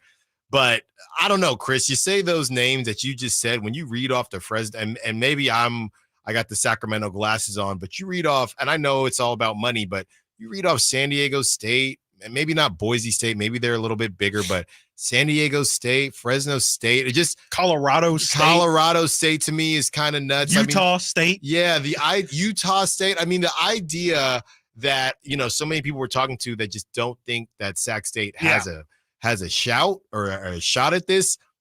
Doesn't really make sense to me because it's not like they're naming off. I mean, if they were naming off, if it was still USC and UCLA, it's a different conversation. Right. So to me, I'm thinking, I know the Mountain West, to get to FBS is great, but I'm thinking Utah State really has more money than Sac State. I don't know what I'm missing. No, I don't think you're missing anything. I think that's actually the argument that a lot of the Sac-12 members would make is that we're the largest or one of the largest media markets in that group. And there's no reason why you can have why you can have a college game day at Fresno State, but you can't have it at Sac State. Like it's Sacramento has just as big of a fan pool. And, just because Sac State doesn't have the name brand or notoriety of those other schools as a market. And really, as we're seeing from a funding perspective, which we're going to get into in a second, there's not really any reason why Sac State can't do it, especially if they do have the funds for it. Like you said, Utah State, they're not world beaters. That's not a household name. Colorado State, I know them more for their game last year against Colorado, causing all that hubbub than any actual athletic success. So yeah, I mean, it is a little bit overblown. And I think in their statement the other day about finding the NIL money, the Sac-12 kind of said Sacramento's biggest detriment has been that they don't dream big enough. And I think this could be an example of that. Like you said, the logistics, you look at it on paper, there's no reason why Sacramento can't do it. It's just really in our minds, we've created the barrier of, oh no, Sac State. Like that's just little old Sac State. It's not Cal. It's not Stanford. It's not UCLA. But if we're comparing them to Utah State and Colorado State, there's no reason why Sac State can't be in there. I don't know what we're talking about. I mean, it says more, and this is not, I'm not down. It says, and maybe it's just the name, like you said, because I'm not trying to downplay the Pac-12, but I mean, it's not your grandfather's Pac-12. No, this is, and I think that Sac State is right there with some of the other teams that they've that they've named off. I mean, you can't even name off what these mascots are. I can, but that's because my previous job, I had to do stuff like that. Let's hear from Dr. Luke Wood, president of Sac State, and he was on the morning show and was discussing the future plans for Sac State and the Sac-12. I think that we're going to have a great playoff run this year too. So, we got great sports teams, but it's time for us to continue to elevate Sacramento State sports, and one of the clear things that has been a challenge over the years is facilities. And so, we've got a plan for basketball. We'll have our new athletic facility for basketball opens up in December. That's phase one. We're going to make that 2 phases. And so that was something that I did, within the first couple months of coming into Sacramento State. We did the FBS feasibility study and got the changes done on that. And then now we've got, the plan for the stadium that's going to do football, it's going to do soccer, it's going to do rugby. And then, of course, you probably heard yesterday that the Sac-12 raised an incredible sum of money in less than 24 hours for name, image, and likeness, which is critical to being competitive at any level. And that number was over $35 million, as we mentioned on that checklist, Chris. And again, that was Dr. Luke Wood, president of Sac State, on with the morning show. That number, over $35 million, the ultimate goal, $50 million. Well, that was $35 million in less than 24 hours. So it feels like they're going to get that $50 million goal. They might even surpass the $50 million goal. Yeah, that's what I think Jason asked him as a follow-up this morning, and he said, yeah, to my knowledge, I think he said he had heard as recently as this morning, and who knows where it's at now, 6 hours later or whatever, but yeah, he said that it's well over 40. I think he said that they have about $10 million to go, so they're like you said, less than 24 hours they were able to come up with that money. It's not a stretch at all to think that, by the end of today, maybe by the start of tomorrow, they'll have that $50 million. And I think he said it in there, but that's massive. I mean, that is really, like I said, to me, the financials were the big question of all of this. They sound very confident. He said that they're going to release plans for the basketball stadium in December, but I'm honestly shocked in the most impressive way possible at just how quickly they've been able to get all of this funding. And I think it does show for anybody out there who had any doubts, Sacramento is a sports town. Like, it just is, with us, having the interest in baseball and obviously everything that goes on with the Kings, but also this whole initiative, I think, is just really showing that, Sacramento does really, really want to put themselves on the map as a sports market. And I think this is an absolutely great way of doing this. I mean, I just try and think about, how this could really change Sacramento culture. Everybody in Sacramento having it be the thing to do on Saturdays to go to the Sac State game. And, it's just not something we've ever had in my lifetime or ever really. I just can't imagine how unique and how cool this could be if they get it done. And they've just done everything that they've been asked and said that they would do. So there's no reason for me to believe that they won't do everything that they've laid out so far. From the 530 on the text line, if you want to be part of the conversation, 916-339-1140. Should Sac State change their name to just California State? Now, I don't know, 530, if you mean California State, Sacramento, or just California State. I would imagine he's or this texter is probably implying to pull a Berkeley. But Cal Berkeley, it is still UC Berkeley. But I think he's just saying the branding. But what, just call it Cal State? Yeah. I think the problem is, obviously, as we know, like, there's a million Cals. There's Cal State Fullerton. There's Cal State right. XYZ. What's the number one? Yeah. What is Cal is essentially the number one UC because of athletics. Sac State, I mean, San Jose State would be like, no, we want to do that.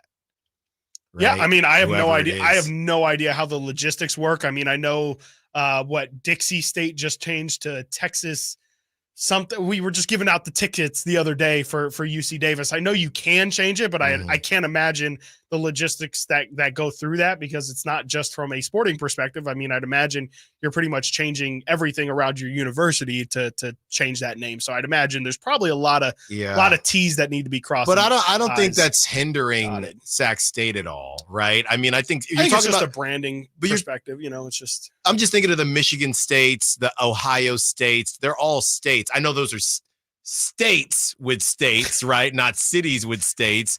But I think Sacramento being the capital of California, I think Sac State, it's got a nice flow to it. I wouldn't. Sure. I don't think that's. I don't think it's a problem. Yeah, I mean, Cal State. You like Cal State? No, I definitely don't like it. I don't think it rolls off the tongue at all. But I think it is. If you're just trying to, I mean, Cal State, the sounds bigger from a outsider perspective than Sac State. Like, you're probably more likely to get kids from Texas and Florida. But then what's everybody going to ask? State. Is it connected to Cal? Yeah, that's what I would ask. I mean, that I don't see how that's bad for Sac State. It's funny. Did you see what? And I got to get the name right. But did you see the issue with the Oakland Airport? How they changed the Oakland Airport name? So they changed the Oakland Airport name. I think this might have been earlier this year. For some reason, I feel like Christopher Laud would have the date on this, but they voted on this and they changed the name of the Oakland Airport to San Francisco Bay. Oh yeah, Oakland International Airport.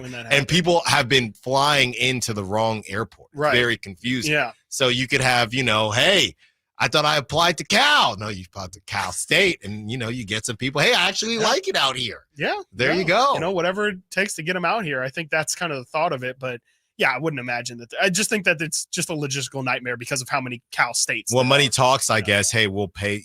I guess there is different University of Californias, right? There's University of California, Berkeley, University of California, Los Angeles. Right, but there's only one. Technically, how did Cal get Cal? That's the question. Because UC Davis could be Cal. Yes, absolutely. Cal Davis. Why don't we say Cal Davis? Don't know. Yeah.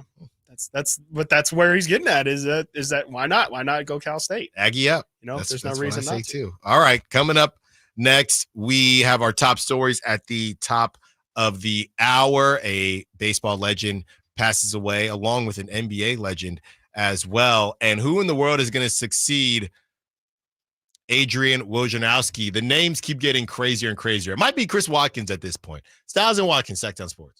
Keegan Murray plays here. Keegan scores another three-pointer. Keegan Murray knocking it down for 23 points. Match De'Aaron Fox for game scoring honors. Sacktown Sports is your proud home of the Sacramento Kings. I didn't ask to be thrown in the streets with nowhere to go. I didn't think I'd survive. But I did ask for help, and Covenant House was there for me. 1 in 10 young adults will experience a form of homelessness this year. For these kids who didn't ask to be put in this unthinkable situation, Covenant House is there. Covenant House helped me break the cycle of homelessness in my family. They gave me the love that I needed. Over 2,000 young people will sleep safely in a Covenant House bed tonight. When youth who are experiencing homelessness have a hot meal, a safe place to sleep, medical care, and love, they can overcome heartbreaking challenges and have a brighter future. They just really genuinely just wanted to help me succeed, and I'm succeeding. I'm a speaker, I'm an author. Covenant House really helped me and really helped mold me into the woman I am today. If you or someone you love is asking for help, go to safeplacetosleep.org today. Hey, this is Greg Papa. Are you working through a major insurance claim? Sunpoint Public Adjusters can help. Sunpoint prepares, presents, and negotiates your claim with the insurance company, working only for you, making sure you get everything you're entitled to, not what just some adjuster working for an insurance company thinks you should get. Call Sunpoint today at 888-247-7865 or contact us at sunpoint.us. Sunpoint Public Adjusters, the gold standard in public adjusting. License number 2N14884. Get ready to hit the gas on the best power tool deals of the year at Fastener's Tool Outlet. We're revving up the savings with our full throttle one-day DeWalt sale in Sacramento on October 12th only. We are slashing prices on a huge selection of DeWalt power tools like cordless drills, saws, combo kits, and more at costs you won't believe. Get better tools for better prices only at Fasteners Inc., Sacramento's top destination for DeWalt tools. Again, that's October 12th only on Power Inn Road. For more info, go to fastenersinc.net. You've seen him on the roast of Tom Brady, and you've heard him host the #1 podcast in the world, Kill Tony. Now see Tony Hinchcliffe perform stand-up comedy live at the venue at Thunder Valley, Friday, October 11th. The man behind millions of views worldwide and countless sold-out shows brings his stand-up set to you, Tony Hinchcliffe. Critics call him a must-see. Don't miss this stand-up comedian, writer, podcast host, and professional wordsmith live in Sacramento. Tony Hinchcliffe. Get tickets at ThunderValleyResort.com. When shopping for a new car, what do you want? A great selection? A low monthly payment? More for your trade? At Northern California's #1 Honda dealer, Stockton Honda, you get it all. Model year-end savings are going on now. It's savings you just can't say no to. Come in today or go to StocktonHonda.com. Anytime, anywhere, it's all here. StocktonHonda.com. #1 claims based on 2023 total new and Honda certified pre-owned vehicle car sales from American Honda Motor Company's L1 report. Don't let summer energy slip away. Live the active life you love year-round with a personally fit arch support system from the Good Feet store. Precision engineered to support all 4 arches. Good Feet puts your feet in a more ideal, comfortable, and pain-free position. And Good Feet arch supports are now HSA and FSA eligible. Book a free fitting at goodfeet.com or come in and get a free pair of OS First Performance socks. Free. Normally a $25 value at the Good Feet store. KHD1 Sacramento, KYMX HD3 Sacramento. From the Power Business Technology Toshiba Studios. Sacramento's official home of the 49ers. San Francisco. Sacktown Sports 1140.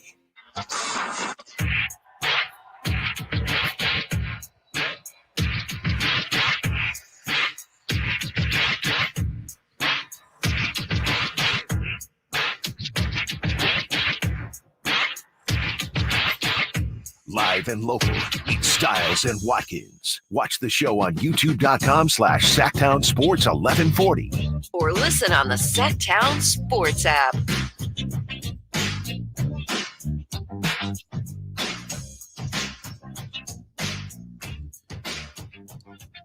$530 text came in. Yeah, they are correct. Talking about why Cal, I guess, got the ability to call itself Cal because it's the first University of California. UC Berkeley, the oldest member of the UC system. Chris, I found this when we were looking at the oldest school in California, period, not just the UCs. And I know I said it, but now you know, because I told you during the break. But University of Pacific, founded in 1851. And then number 2, Santa Clara.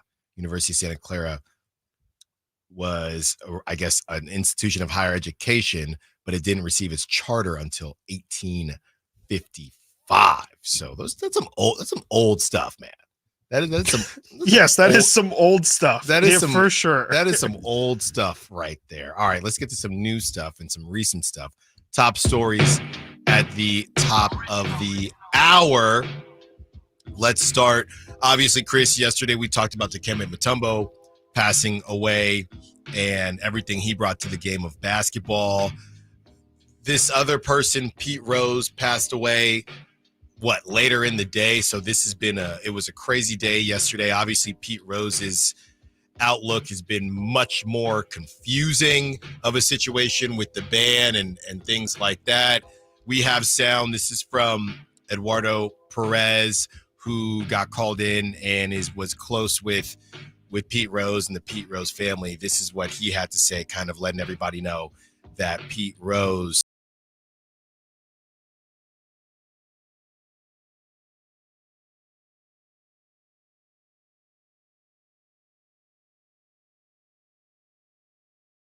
news, a little sad news that I just received as well here in the last inning. My father called me and I confirmed it with my my brother, Pete Rose Jr. Pete Rose passed away today, and it's hard. So it's one of those times where Hannah and I have been together on set for the loss of Jose Fernandez years ago, almost to the day. And just to be able to have lost Pete Rose today is a big hit for a lot of baseball families. So it's a tough one right now. All right, Eduardo, as we get more information on that, we appreciate you giving us everything that you have this evening on the baseball and the news. Eduardo, thank you so much. All right. Thanks, Jay. Obviously, you have Pete Rose, MLB's hit king, who was banned from the sport for life for gambling on his team. Chris, a lot of what I've been seeing a lot of yesterday was that, hey, it was a lifetime ban. His lifetime is now ended. Put him in the Hall of Fame. Other people saying, well, what's the point? Right. I don't really know how I feel about this. I mean, I guess the story always has been that he bet on his own team. I mean, he was the ultimate competitor. He still did hits, which is so funny because he would do some hits on MLB Network, right, which is obviously connected to Major League Baseball. So in typical Major League Baseball fashion, they're just kind of confused into how to handle this stuff. I think I wouldn't be opposed to putting him in the Hall of Fame. I mean, I just think the Hall of Fame is a mess anyway. Sure. And now that he's no longer with us, you wouldn't want his story to get forgotten in history and what he did bring to the game of baseball. So I think I would say, yeah, you could put him in. Yeah, I think so. I mean, especially I think I saw some people share this sentiment, but with how just integrated gambling and sports is today anyway, it's pretty hypocritical for them to, ban him, even though it was completely illegal and still would be illegal today. To obviously we see with Jonte Porter, like it's still not legal to bet on your team or against your team or any sort of fashion, even I think on the sport that you're playing in general.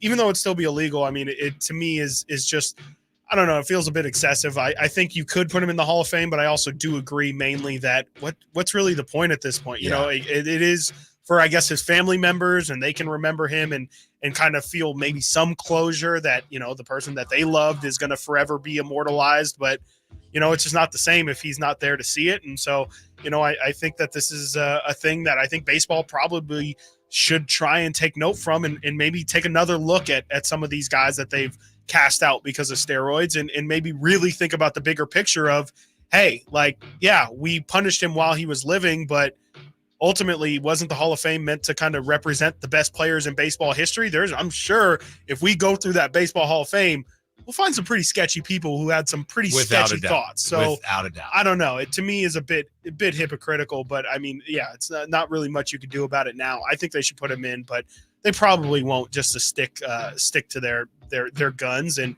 it is a slippery slope. If you let Pete Rose in, why not let Barry Bonds in? Why not just let everybody in at that point? So I don't know. I get why it's a slippery slope, but I feel like it should happen. Next on the list, Chris, fair or foul? So let me lay out the situation for you as the playoffs have started for Major League Baseball, but this happened yesterday. And this is from USA Today. When you both made the MLB playoffs, why not celebrate? The Atlanta Braves and New York Mets entered the day fighting for their playoff lives, each needing just one win in Monday's doubleheader to clinch a wild card spot, or the Arizona Diamondbacks would get in. The Mets won a thriller in the first game, and the Braves pitched a shutout for both teams to get into the postseason. After the doubleheader concluded, each team went back to their locker room and celebrated making the playoffs. The two squads are long NL East rivals, but since they were both in the same stadium, they put competition aside and made sure to congratulate one another. Mets and Braves players went onto the field at Truist Park and were all smiles as they took pictures and exchanged hugs. It was kind of weird to see, Chris. Sure. Fair or foul, celebrating with a team in your division for making the playoffs because you won a game and lost a game. You're in. It was just a bizarre thing. I'm looking at Ozzie Albies and Francisco Lindor hugging each other. It just is a very baseball thing. I mean, I can see it in basketball too. I mean, right? Everybody says like all these guys are so buddy nowadays. You know, I really wouldn't be surprised if you see this in basketball. Like, I mean, imagine if the Kings and the Warriors were battling and they both make the playoffs in Game 83, and then what? You think Steph and De'Aaron, who have shoes and are in business together, wouldn't maybe go take a picture on center court together. Like, I think there's a possibility it would happen. I don't love it as a fan for sure. I think I like to keep the illusion of these guys hate each other and, can't stand each other. And maybe when they go home, they can text each other congratulations, but I don't want to see it on the baseball field in front of my face. I guess it kind of lives in the middle. I'll just put it at foul just because I do think that, there should be some sort of pageantry in sports, even if y'all are cool, even if you guys are happy for each other. I just kind of like to keep my sports brain a little bit wrestling-esque and just like to imagine, no, this beef is completely real. I think it's real. And so these guys should also continue the bit that it's real. Yeah, no, I hear you. It's just a weird situation. Yeah. It's because they're humans. I mean, right? Yeah. Like, it's also like they're not wrestling characters. Right. Like, they are actual real people. And they play each other so much. Right. They play each other so much because they're in the same division. Yeah. And hey, we'll see you when we see you down the road. They're not going to be doing that if they face. It doesn't really affect the competition. No. But it was just weird to see. I think in baseball, it also could lead to annoying people saying like, oh, I wonder if they, had a handshake agreement. They both make the playoffs. They both end up happy. They split the series. How convenient. It just leaves stupid people in the window to do that too. Yeah, but as soon as you win that, right. But then who do you say, hey, who's going to win the first game? I don't know. No. You know what? I actually minded a little less in baseball because it's hard to question things, right? A pitcher isn't just going to throw cookies down the middle all day long. Going back to Draymond. When Draymond faced the Kings and when Draymond faced the Lakers, he was a completely different person. Mm-hmm. I mean, the intensity he had with the Kings, with the 8-town stomp on Sabonis versus how he just looked against the Lakers and he's buddy-buddy with LeBron. So that type of stuff is a problem. On the baseball field, it's harder to do it that way because there's no opportunity. Is Lindor going to let a ball go between his legs? Like he's going to Buckner it? Yeah, he's going to alligator really on the just ball. like Luciano it to first and just kind of nonchalant. No, it's more black and white. You play the game or you don't. Basketball, it's are you going to give a hard foul on LeBron or not because you would on Sabonis or whoever else it is. Okay, next on the list, the NBA's hottest jerseys. This is from Seth Kaplan. He is a managing editor for Fox 9. I get these hottest NBA jerseys emailed like once a month during the NBA season, and there's no Timberwolves ever on it, not even Ant. Now he's preseason number 1, the jersey average U.S. monthly search volume. Anthony Edwards, number 1. Steph Curry, number 2. Luka, number 3. Jaylen Brown, number 4. DeMar DeRozan at number 5. Jared McCain, Nate at number 6, random. Kyrie Irving at number 7. You talk about random. Derek White at number 8, Klay Thompson at number 9. That makes sense. And Jalen Brunson at number 10. A couple surprises there. Sure. And quickly, Chris, Adam Schefter could replace Woj. Sources tell Front Office Sports. They also, we've heard Adam Schefter. Yep. We've heard Shams. Yep. We've heard Jeff Passan. We've heard the Jeff Passan thing was crazy to me. Yeah. At this point, I don't. And now, did you see the Adam Schefter? They would call him a super insider. I hate that. I hate that. I don't know what's going on here, but I can't see Jeff Passan switching over. That doesn't make very much sense to me. But we'll see what happens. Wanted to get to this guy. This is from a couple months ago. I don't really know a lot about Mr. Beast, but I do know he has a lot of money and he likes to play. He likes to give away a lot of money. And I got to ask you this question to Chris Watkins, Chris Verlade, and everybody listening, 916-339-1140. Mr. Beast offered his friend $700,000 to be buried alive for 24 hours. Ooh. It's lit in there, not lit like a party. You can see it's not pitch black, but you are in a coffin and you are buried. He's got a watch on so they can check his vitals. 24 hours. Chris Verlade, are you doing it? Chris Watkins, are you doing it? No. I don't think so, but 24 hours makes me think about here was I just happened to see that yesterday. Ooh. You had to be in there for 24 hours, but you didn't have a clock to tell you when it's been 24 hours. So you had to guess how long you were there. So you could potentially be down there for like 40 hours. He was in there for 36 hours. Yeah, see, that's whack. Because it's wait. So what Say it that is, again? So he puts you down there, doesn't give you a clock, and I assume the game is you have to stay down there for 24 hours, but I'm not going to tell you when 24 hours is. So you better make sure when you say, all right, pull me out, that it's been 24 hours, or else you won't get the money. I don't like that. I don't like it at all. I don't like that. Did that change things up? I mean, I'm if still it were doing as it, cut though. and dry as 24 hours. Because we've all been in that spot where it's like, oh, man, I haven't done anything. It's got to be at least like 45 minutes, an hour, and you look down, it's like 15 minutes. Yeah. Especially when you're down there. I mean, you have no entertainment. There's got to be some sort of psychological damage that gets done past the day. Just sleep. So, Christopher Laudno, are you a yes? I'm super claustrophobic to begin with. Yeah, I don't like that. I got stuck on the elevator a couple weeks ago in Reno, and I haven't recovered since. I think I'm probably not doing it. Stuck in an elevator in Reno is a country song. I think KNCI plays it. Yeah, it was at Country in the Park. Everybody got to hear that. All right, coming up next, Brock Purdy on Kyle Shanahan says, I'll go to war with this dude. Have we overshot the Kyle Shanahan Niners, quote unquote, issues? Stiles and Watkins, Sacktown Sports. Trying to find out where to catch your favorite team's games? Are you a fan of the Kings, Niners, and the NFL? Well, Sacktown Sports has you covered. Touchdown! San Francisco! It's all on his shoulders. Fox rocks. He fires for the win. He's got the triple. Catch all your Kings, Niners, and NFL games all year long on Sacktown Sports and SacktownSports.com.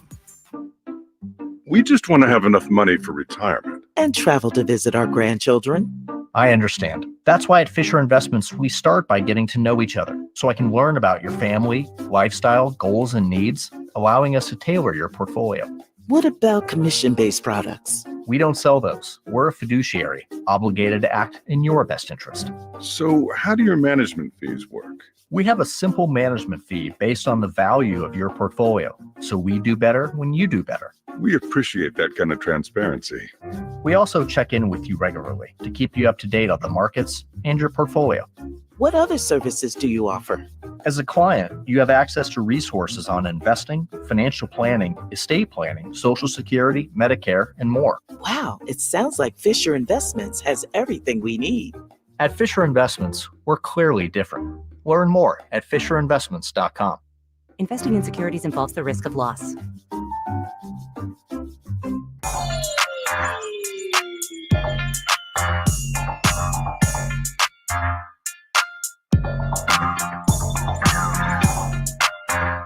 Sacramento has a new tag team in the midday. It's Stiles and Watkins on Sacktown Sports.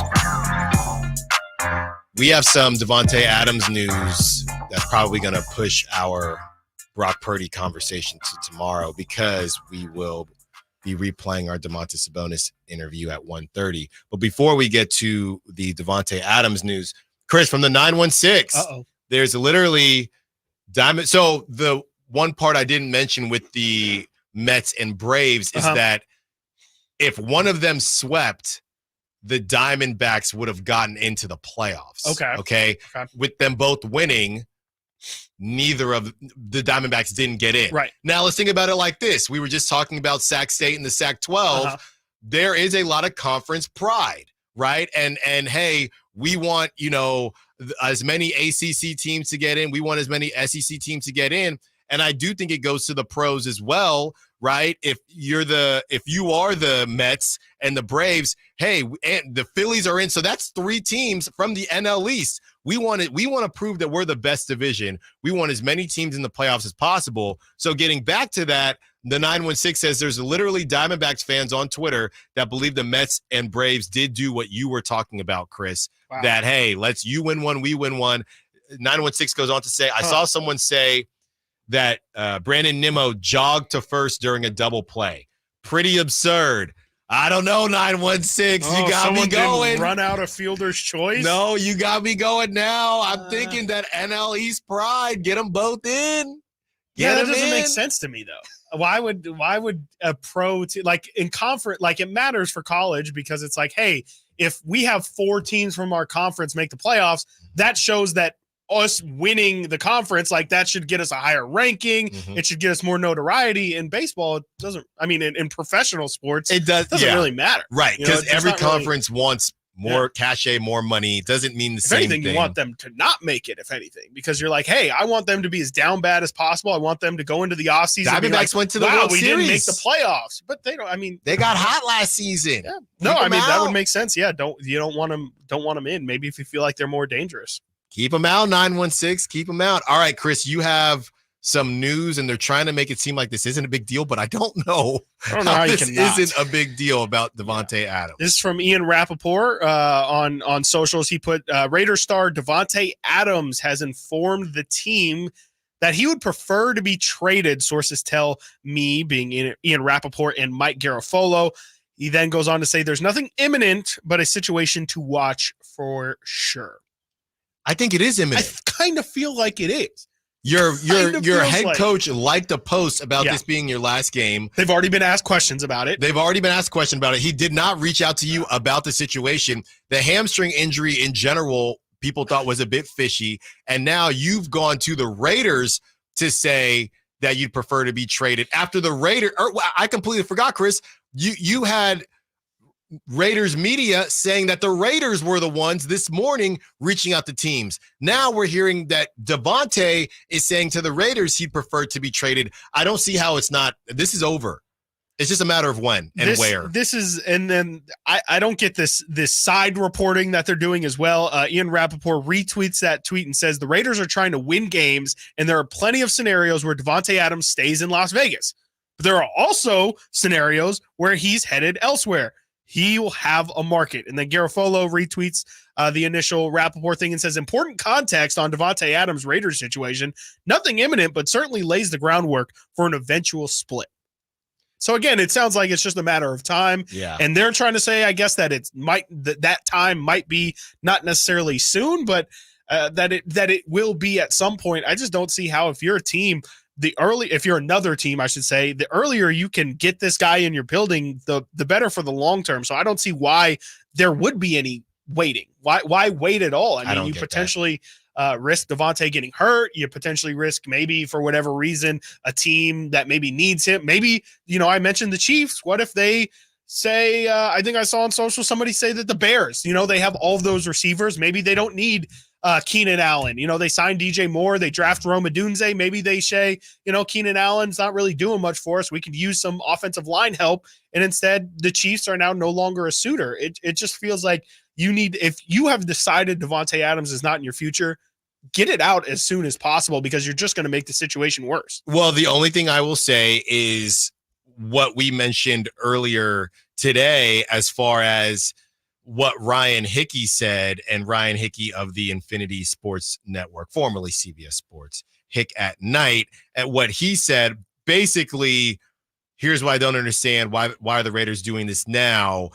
Teams would have more flexibility at the end of the season. So that's the only thing. Right. Now, like you said, you risk, he's 31, you risk injury. It's still early in the season. Yeah. But if the Raiders you shop them now, see if somebody can pony up on the return that you're looking for, then sure. But I do think there might be 3 teams that can pony up right now. There could be 10 at the end of the season. So yeah, that's the only reason I could see this thing dragging out. But again, as much as we talk about the drama with the Niners, at least the Niners got drama and they're winning. Sure. At least the Niners got drama and they go to Super Bowls. What is it exactly that you do here, Antonio Pierce? I know you change the culture and you wear a really cool Letterman Raider jacket. It's really cool. We're seeing this with Sirianni went to a dang Super Bowl, and a couple of years down the road, they're getting ready to kick him out of town. Yeah. When you are the culture type guy, and you had one job, the culture guy. And if the culture isn't right, which remains to be seen, I saw our guy Murph on the text line, the #1 Raider fan, saying move off of Davante Adams. We've had no issues, and I'm not saying to move off of Antonio Pierce. What I'm saying is, and we're seeing a Davante Adams Taco Bell conversation or commercial right now. I'm not saying move off of Antonio Pierce. I'm saying this, you talk about laying the groundwork for a trade. This lays the groundwork for issues to me, because this is what I'm a player coach. I'm this, I'm that. You're on Instagram doing things that you shouldn't be doing. Yeah. And Kay Adams couldn't even confirm it or not. We don't know.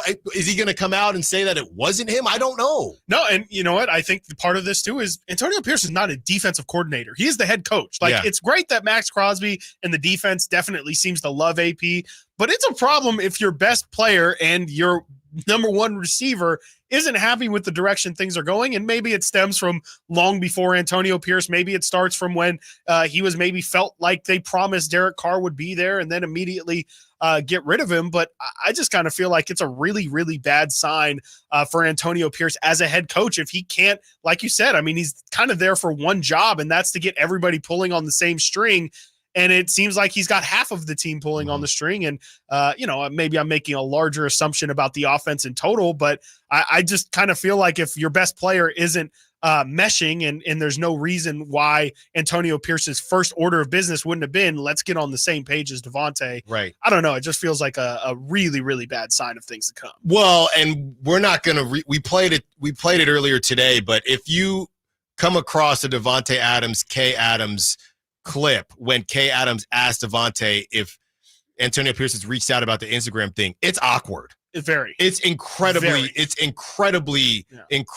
awkward. Maybe we'll replay that for you on the other side. But first, we are going to hear from one Domantas Sabonis during our interview yesterday. Great stuff. And one more guess before you figure out whether he is a red wine guy or a white wine guy out there in Napa. We got Domantas Sabonis when we return. Stiles and Watkins, Sacktown Sports. Domantas Sabonis plays here. He finds Sabonis. Put the frosting on the cake. Put the cherry on the sundae. Sabonis with a two-hand flush makes it 114-106. Sacktown Sports is your proud home of the Sacramento Kings. Golf to Go is brought to you by the Hagen Oaks Golf Super Shop. Here's Frank LaRosa. You've probably heard the word, but do you know what a stimp meter is and how it works? Invented by Edward Stimpson in the 1930s, a stimp meter is a device used to measure the speed of putting surfaces. His version was made of wood and was simply a chute on which a golf ball would roll onto the green. Roderick Easdale writes in Golf Magazine, today's stimp meters are made of aluminum. They're 36 inches long and have a V-shaped chute down which the ball can roll. It has two notches on which the ball rests. After a flat area of the green is selected, a golf ball is placed in the notch and the end is slowly lifted until the ball rolls down the chute and across the green. The average of three distances becomes one of the measurements. The process is repeated in the opposite direction, and the measure of both directions is added and divided by 2. That figure in feet is the stimp meter reading. Most courses average 9 or 10 on stimp meter, which is neither too fast or too slow, just right for most recreational players. That's your Golf to Go. I'm Frank LaRosa. What sets Ashton & Price apart from other injury law firms? I'll tell you. From beginning to end, all important legal decisions are made directly between our clients and their experienced local attorney. A gate agent flying the plane, the receptionist performing surgery, not a chance. There's simply no substitute for the unique power of the direct attorney-client relationship offered by Ashton & Price. And there's never a fee until we win, and between you and me, we win a lot. Remember, for the best advice, don't think twice. Call Ashton and Price. Only one radio program captures the excitement of hunting and fishing as it happens. The award-winning California Sportsman with Sep Hendrickson. Only California Sportsman takes you where the action is. Live on the water, live in the blind, and live with the top pros and experts in outdoor sports. California Sportsman with Fishing Hall of Famer Sep Hendrickson is your premier destination for all things outdoors. Sep's Saturday Morning Outdoors. 5 a.m. to 8 a.m. Saturdays on Sacktown Sports 1140. Hey, everybody, it's your boy Kyle Draper. Drapes for Mercedes-Benz of Stockton. Now is the time to buy or lease a Mercedes-Benz van for sale. They have Sprinter vans. You could turn it into a worker cargo van, a worker passenger van, or just a plain old passenger van. They are fully customizable. And one of the things I love about their Sprinter vans, because trust me, I had a chance to check them out myself. I hopped in the Sprinter van, and you guys know I'm a big guy, right? Well, I was able to stand up head to toe and fit perfectly. So if you're interested in the Mercedes-Benz Sprinter van for your business or just your personal needs, now is the time to head down to Mercedes-Benz of Stockton. They can help you find the configuration that best suits your needs. Plus, you can take advantage of the huge tax breaks before year's end. take the short drive down I-5, or go online anytime at mbofstockton.com. That's mbofstockton.com, and tell them your boy Drape sent you. Your water heater, old, rusty, forgotten, we hardly ever even think about them until there's no hot water. Right now, get incredible rebates up to $3,000 off and financing available for as little as $40 a month. Leave it to Bonnie to crank up the heat.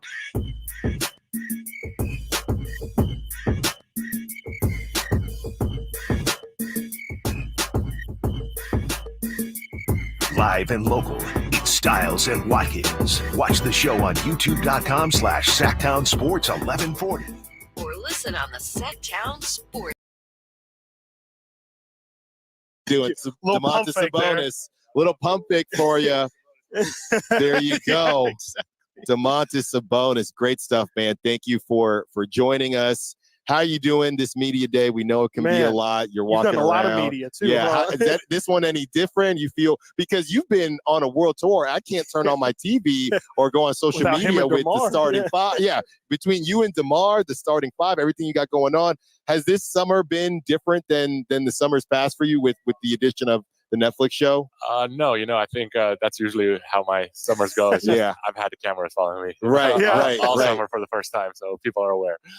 I'm just curious. I mean, not to bring up something bad to start, but how hard was it to watch the Olympics, knowing you guys were so close to getting there, and then it was a pretty memorable Olympic Games too. How tough was it to just kind of watch that? Definitely tough. Definitely tough. We lost to a good Puerto Rico team, in their home turf. But that's kind of basketball. You can't always win.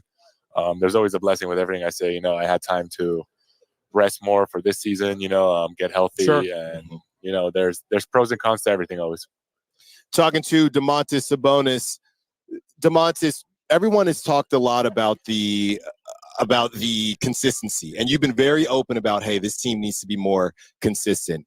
Can you expand on what that actually means? Is that going out and getting a DeMar DeRozan? Yeah. Is it more of a mindset? How does this team become more consistent? For me, what I would like is, I don't care about none of that. Just be locked in every game. Yeah. Fight hard. We all saw we beat the best teams. The next day we lose against the lower seeds, and that kind of ended up putting us in a position to play the playing game, and not making the playoffs. But if we made the playoffs, I was more than confident we're going to advance. Yeah. Because we're playing against good teams, and we all know how we play against good teams.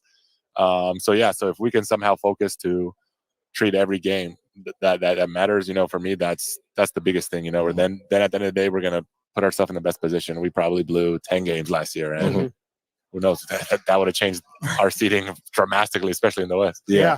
You've now been here for a couple of years. You signed your extension a couple off seasons ago. Do you feel like you're kind of finally settled in a bit, and like you kind of have a bit of a voice on the floor, and maybe also up top with yeah, of course. Office? Ever since the day I got here, the office and the team has opened me with welcome arms, and they've really make me feel like home here, like I've been here for a long time, so definitely feel that way going into this season too. Yeah. Talking to DeMontis Sabonis. DeMontis, we saw the clip of you working out with DeMar at USC. How was that finally getting to work with him? What did you learn about his game? And what can you get the fans excited about for what we're going to see this season? It was awesome. It was easy. It felt like butter. We kind of meshed easily in that two-man game.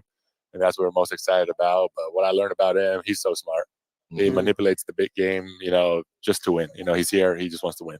And he's going to help us tremendously just by us being around him. So that's what I'm most happy for, is guys asking him questions. He's willing to open up, and he's been in the league. I'm going to say right here. 15 years. 15 years, Hall of Fame career, absolutely. So pick his brain and just get better. Yeah, and I think I heard you in an interview the other day say that you learned a lot from him, or a lot about him off the floor as well. Did you guys get an opportunity after the workout to grab dinner or anything? Yeah, basically just talking to him. He's super cool. Yeah, amazing dude, and just wants to help, you know what I mean? And he's open to talking, obviously he has his book. Right. And you learn a lot there. He's really interesting, really cool, and I'm excited, I'm excited for DeMar to start and us going on the road and just bonding more. DeMontis Sabonis, this has been a pleasure, man. I got to say, us lefties, we got to stick together whenever I see you out there. We got a couple lefties on the game, so I definitely love that. You being out there in Napa. Before we let you go, got to ask, we see the pictures when you guys are out at the wineries, things like that. I'm going to take a guess. I don't know if I'll be right or wrong, but DeMontis, you're kind of striking me as a red guy. Are you a red guy or? I'm definitely a red guy, but Okay. I like whites. I mean, it all depends. It depends on the situation. Where are you drinking it? You know, you can't. You're not gonna drink a red on the beach. No, you're not gonna do that. One, you know, with your fish. It just depends. There you go, DeMontis Sabonis. Great stuff, man. Thank you so much for joining us. Good luck this season. We can't wait to watch, and we hope to talk to you again soon. Thank you. Gotcha. Great stuff from one DeMontis Sabonis. Domas. That's right. Big on the red wine. That's right. Learn a lot in Napa. We did learn a lot, and you can just tell. I mean, he's just, he's been on the media journey for what feels like probably. Oh man, I can't imagine. Because you had 1 year, you had the first year where they're getting all the footage, right. Now you have to do the media tour, which leads probably the interviews too. Yes, like the interviews, sit-downs and right? Stuff, yeah. Which the confessionals, which lead right into Kings Media Day, and then straight into the season. No thanks. I mean, I can't imagine how burnt out him and DeMar are from just all the talking, all the media, and probably answering the same questions over and over and over and over again. He thankful that he gave us the time that he did. Thought he gave good answers, and definitely took note. I had no idea that. I mean, I think after the interview, you said it's a thing.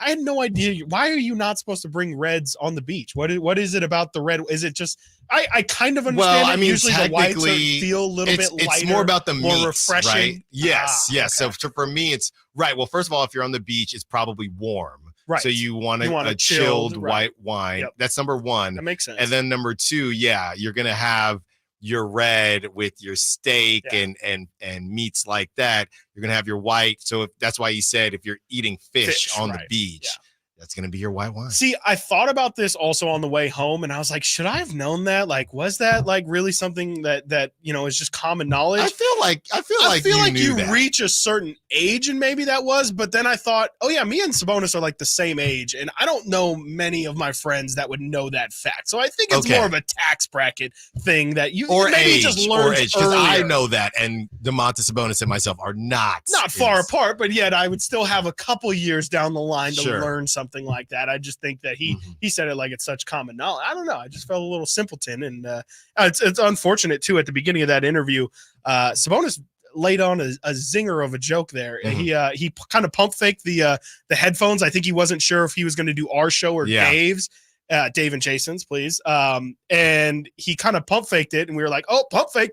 He's like, "Yeah, Sabonis pump fake," because as we know, that man loves the pump fake. He under the does, hoop. And it was a nice little Sabonis zinger that I wish the audio caught. Yes, he does love a good pump fake. But yeah, I mean, I know he's really excited to work with DeMar DeRozan. I mean, his personal coach is Doug Christie, who I had the pleasure of working with for a long time here. Very much. And many times in that room right there, I would show Doug my pump fake, which I was famous for in high school.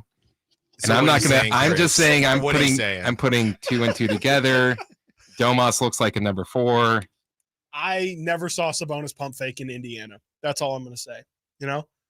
I think there might be something to it. I could buy it. It might be something to it. I need. And I'm not saying that Doug stole it from me. I think more of I taught Doug, and then he got his teachings. Right. Yes, they got took them to Domas, handed down from generation to generation. I need film, Chris Verlat. I'll give you your just due. I need the tape. I need the tape if we're giving you just due. I don't think they had tape back then. All right. VHS, we can get a VHS in there. I do think about that, though. I don't have a ton of film on me, my playing days, and kids these days, they got everything. Oh, yeah. Everything. It's all on and Huddle. It's clear. You could probably find from 7th grade on. I went and saw my friend's 9-year-old son play football the other day. And so they win. They're going back. They're huddling up. They're talking together. And coach says, "Hey, remember, Monday we've got film." So Wow. What? With 9-year-olds? Yeah. Don't party too hard. You can't even sit them you can't show them a movie for 30 minutes. How are you going to show them film? Jeez. Well, speaking of film, I don't know if crazy. this player will be able to watch film for the next 4 games. The NFL is suspending Von Miller 4 games for violating the NFL's personal conduct policy. This came out 2 minutes after, Chris, from Adam Schefter. The NFL also suspended Browns rookie defensive tackle Mike Hall Jr. 5 games without pay for a violation of the personal conduct policy. So I'm refreshing. I'm trying to see if Adam Schefter said anything else, but that just came out. To the why, right? Yeah, that just came out. Here you go. Von Miller. Oh, no, not yet. Von Miller will be eligible for reinstatement on October 28th following the Bills' Week 8 game against the Seahawks. That was 3 minutes ago. So still no information on what he did. Yeah, very strange. That's out of nowhere. Yeah, very much out of nowhere. I mean, yeah, it feels like when these suspensions end up coming out of nowhere, it usually is for drug policy, right? Like this guy took a test and we found some stuff and, no one was expecting it, but here's a 4-game suspension. But for it to be, for conduct reasons, you would have assumed, especially in today's day and age, you would have seen something pop up, whether it was in the locker room or outside of football completely. It's pretty surprising that, it doesn't seem like anybody has any real idea at this moment as to what exactly this is referring to. Quickly, Chris, and we'll get to the other side. Vic Taffer, senior writer for The Athletic, who covers the Raiders Taffer and NFL. Taffer. The Raiders Picking up your guy, John. John. Have you ever seen him in the same room? You got a bunch of losers on the wall. The Raiders' plan was always to address Davante Adams' situation closer to the trade deadline, but that has now been accelerated. So it seems like they were always imminent, but it is happening. It was soon. always going to be a conversation at some point. Wow. They just didn't know when it was going to be a conversation. Coming up next, we will be joined by Whitey Gleason and a little bit of story time from one Christopher Lod, Stiles and Watkins, Sacktown Sports. Did you miss any part of our live local shows? Don't worry, you never have to miss them again. Check out sacktownsports.com and search our podcast page and play our shows when you want. The Carmichael Dave Show with Jason Ross, Stiles and Watkins, and the Drive Guys. Plus, other podcasts like Return of the Empire, Return of the Roar, the Stingers Up podcast, and Golf to Go with Frank LaRosa. They're all available right now on SacktownSports.com. Progressive presents Renter's MVP's Most Valuable Possessions. Today's MVP, Tom Kelly's carbon fiber mountain bike. Because more than riding his carbon fiber mountain bike, Tom loves telling people about his carbon fiber mountain bike. Friends, family, even a local barista knows about his carbon fiber mountain bike. And that's why Tom's carbon fiber mountain bike, if you haven't heard about it, is today's MVP. Keep your most valuable possessions protected by bundling your renters and auto insurance with Progressive. Progressive Casualty Insurance Company affiliates and other insurers not available in all states. Everywhere you look, things are getting more expensive. So at Consumer Cellular, we're lowering the price for those 50 and up. Now you can get unlimited talk, text, and data for $30 a line when you buy 2. That's just $60 a month for 2 unlimited lines. So if you're 50 and up, make the switch and save. Come on, you've earned this. Call 1-888-FREEDOM or visit consumercellular.com today. Requires 2 lines of service, age validation, and credit approval, subject to system and area limits, taxes, and other fees apply. Get ready to hit the gas on the best power tool deals of the year at Fasteners Tool Outlet. We're revving up the savings with our full throttle one-day DeWalt sale in Sacramento on October 12th only. We are slashing prices on a huge selection of DeWalt power tools like cordless drills, saws, combo kits, and more at costs you won't believe. Get better tools for better prices only at Fasteners Inc., Sacramento's top destination for DeWalt tools. Again, that's October 12th only on Power Inn Road. For more info, go to fastenersinc.net. Don't let summer energy slip away. Live the active life you love year-round with a personally fit arch support system from the Good Feet store. Precision engineered to support all 4 arches. Good Feet puts your feet in a more ideal, comfortable, and pain-free position. And Good Feet arch supports are now HSA and FSA eligible. Book a free fitting at goodfeet.com or come in and get a free pair of OS First Performance socks. Free. Normally a $25 value at the Good Feet store.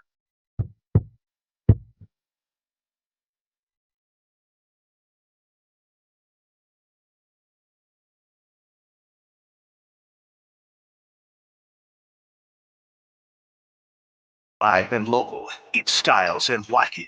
Watch the show on youtube.com/Sacktown Sports 1140. Or listen on the Sacktown Sports app. All right. Joined by Whitey Gleason, Vic Tafer, and Chris Watkins. Vic Tafer's going to be busy because he's covers the Raiders for The Athletic. There's a lot going on there all of a sudden. Yes. This thing is escalating quickly. Vic went on to say that I guess they were always going to have the conversation about moving Davante Adams, but that has just escalated with this whole mess. And I really just need to know what happened with the Instagram. I'm looking here, guys, and here's another name that you really don't want to get into. But the reality is, I mean, if you're not winning games, what are you doing? Max Crosby's 27. And I just don't you have to put some type of product on the field. I get that. But you move off of Davante Adams and you try to get a bunch back for Davante Adams. I know Max Crosby wants to be a Raider. He wants to be a Raider. I'm just not understanding it's like that meme with it's like the trailer park and it's got the Ferrari and the Ferrari's in the garage looking thing in the trailer park. That's going to be Max Crosby if the Raiders just sell on Davante Adams, and there's going to be some. What are they? 2-2, right? 2-2. Yeah. So, the way Shanahan looks at it, pass rushers are very valuable. Pass rushers, quarterbacks, everybody else. So if you got rid of Max Crosby, that'd be pretty much saying, yeah, we're done. You could trade Davante Adams and still, depending on what you get, you could still, make the case that we're still in this. We're still in the wild card. Where are we in? Where are we in? Where are we in? We're in this. What is this? The wild card race. No. At 2-2. In the AFC? Yeah, but if you trade Max Crosby, you're pretty much waving the white flag. I'm not saying now. I think you've made the point, and I could be wrong. I listen to you guys every day. Look at the receivers that have signed these big deals, and some of them are doing okay, and some of them are not. And it's kind of the nature of the position. I think if you're the Raiders, you can say, we trade, move off of Davante Adams, get something back. We're actually better in the short term. But you can't say that if you trade Max. Schefter's reporting that the package that the Raiders would want back is a second-round pick and additional compensation. That sounds very doable. Sounds very doable. That doesn't sound like enough. Yeah. Sounds like something. If you're the Chiefs, I would say first-round pick. You wouldn't trade him to the Chiefs, though. I don't think so. I don't think so. Jay And that's why I think, you you might want to, if you're the Chiefs, they ask for a second. What if it's the 32nd pick in the draft? That's pretty much a second-round pick, What's a first? And you have to pay that guy first-round money. So actually, Bill Belichick used to say first-round picks are way overrated. Give me all the second-round picks because it's first-round talent, but second-round money. Mm-hmm. Yeah.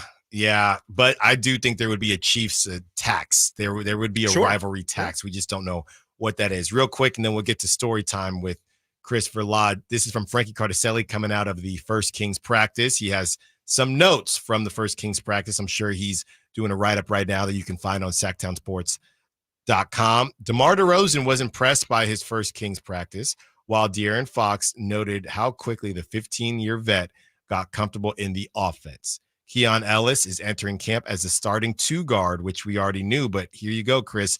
Mike Brown made it sound like there will be an open competition for the spot once Kevin Huerter returns in the coming days, weeks. How open it will actually be, we don't know, but that's the protection that he's now added. I do wonder if, he got certain questions from our interview. Who knows? And last but not least, Malik Monk is the sixth man.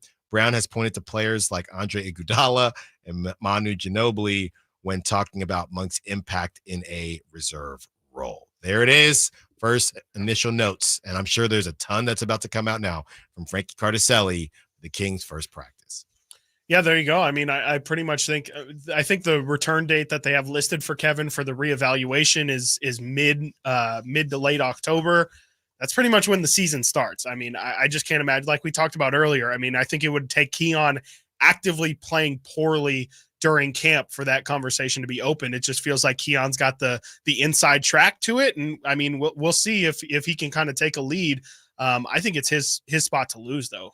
I just can't imagine Kevin Huerter walking in with after a shoulder injury and just being like, hey, here you go. Here's that starting spot for you. We don't have another option. Like, I just think Keon makes a lot of sense. You almost need somebody who doesn't need the ball all the time. Yeah, because everyone else does. 100%, especially with DeMar in the equation now too. Like that's much less time to touch the ball. Yeah, Whitey. Anything else surprising? I mean, the Malik Monk stuff. The biggest surprise to me was when I came in and Christopher Laud was in there. I thought Nate was in today. We were all surprised. That's Christopher Laud. Yeah, that was my big surprise. Nate is sweating somewhere. He worked his tail off yesterday. How was he for you yesterday? Chatty.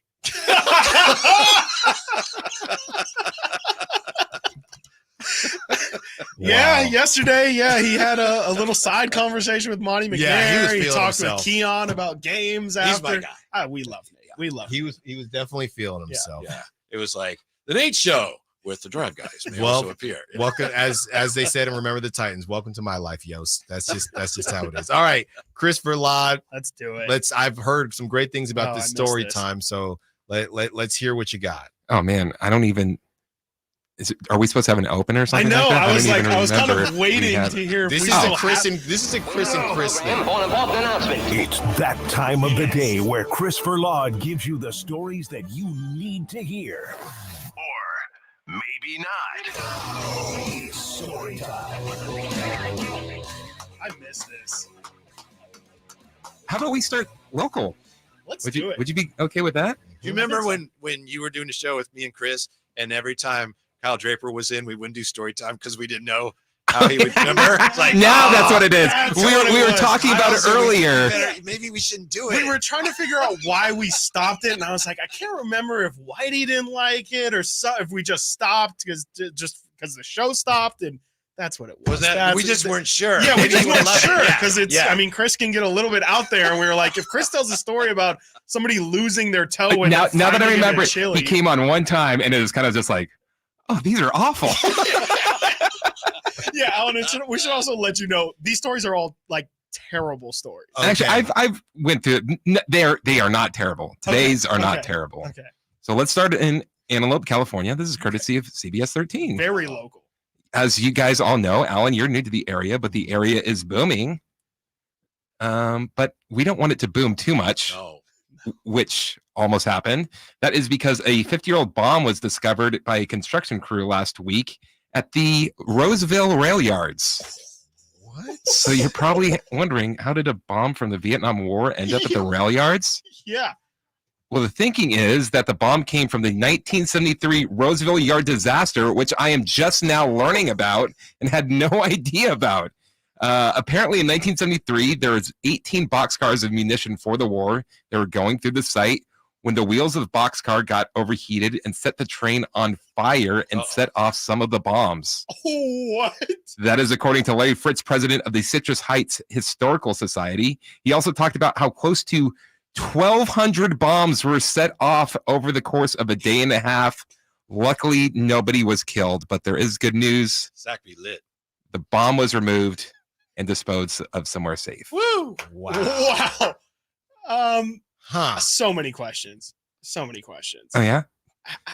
I don't know how, like, if there was 1,200 bombs going off at the rail yard, how did my parents not tell me this? This should like be every single day. We should have a day. We should like remember the day. Yes. Every single year, I feel like we should remember the Roseville rail yard bombing. What is going on? And you said, Chris, it was just someone dug it up by accident? Or There was a construction crew there. They were Oh. working on it. Hey, this looks. I thought it might be, those people got the metal detectors out there on the beach. I kind of figured maybe it was just somebody stumbled upon So it. bombs don't expire? It's great. Maybe. You would think, right? The explosives. Only one way. Yeah. Some of them do and some of them don't. Yeah. Good luck. Oh my Wow. gosh. Well, never going to Roseville. All right. I think I got time for one more. Yes. How about we go to Weijiao, China? Let's do it. This is courtesy of the Metro. Beautiful this time of year. Would you guys ever pick a fight with a 6.5-foot python? No, wouldn't even think. No, that's not. But what if you were with your friends after a night of drinking at a local bar? Want to have a little fun? How about then? Yeah, absolutely. Yeah. No? That's the perfect time to do it. Well, local man wasn't as smart as you guys. A group of friends were walking home from their local watering hole when one of them came across a 6.5-foot python. The inebriated man began teasing the snake for a laugh for his friends, grabbing it, messing around with it. However, the snake did not take kindly to the man's actions and began to wrap itself around the man. As it does. Yep, that's what they do. Apparently, he was too drunk and the snake was too strong for him to free himself, and firefighters were called to the scene to save the snake agitator. The firefighters were able to free the man, put the snake safely in a sack, and they released it back into the wild I was afraid somehow to attack another drunk man at some other point in time. See, I would never say anybody's got it coming to them, but I remember a story. You poked the bear. You know? You poked the snake. You poked the snake, I right? heard a story Exactly. one time. This guy had a huge python or boa constrictor. Is this and at your old job? No. Okay. And he had like a rabbit or something large that he was feeding it, and the snake was like looking at the rabbit. He's shaking it, looking at him, looking at the rabbit. Decided, I don't want the rabbit today. I think I don't like that. Yeah, I think he tried to swallow him. They had a snake at the Mavericks Media Day. What? Why? Yeah. I don't know. And I guess Luka. That's a terrible thing to say about Windhorse. And I guess Luka, wanted nothing to do with it. But yeah, they had a snake. I mean, that's a prime meal for a snake there. That's crazy. Are you saying it wouldn't have to eat? For Like if I was a snake and I was hungry, I mean, the first thing I'm looking at eat is for weeks. See, they got the snake. Keep the snake away from the franchise player, please. Yeah. But they're not the pythons. Nothing about it. I just Brazilian rainbow. This is what happens. Mark Cuban sells the team, and all of a sudden they just go down the gutter. Yeah, snakes are good. What pets, is though. going on? 6 foot I hear snake. they are. Really I hear good. they're great pets. Very People good love pets. them. You're not going to catch me. Well, you will catch me. You had a with pet the snake? actually. Yes, I did. Whitey used to work at an exotic pet shop, right? Is that what it It was? was just a pet store. Oh, A couple different. I like to think it was. I don't know. Snake's pretty exotic. You had parrots and stuff. At You your, had birds? Yeah. come on, birds. I had One of a them got loose once when I was in charge of the store. I had a salamander, a pet salamander. I found in my What? buddy's pool named Sally. His name was Sally? Their name was Sally. Oh, okay. I didn't ask the salamander. Yeah. You ever Is had Sally a still bearded with us? dragon? No, I know people are very popular. I thought you might. All right. All right, Bearded more of that. Says the guy with Sally the salamander. Bearded dragons. Spent a lot of and time on that name, didn't you? that's right. Bearded dragons, and I was older than you probably am assuming I was. Should at have that gone time. Mandy. There you go. Bearded Dragons, Sacramento Kings, and NFL Week 4. The Drive Guys are coming up next. Whitey Gleason, Kyle Draper.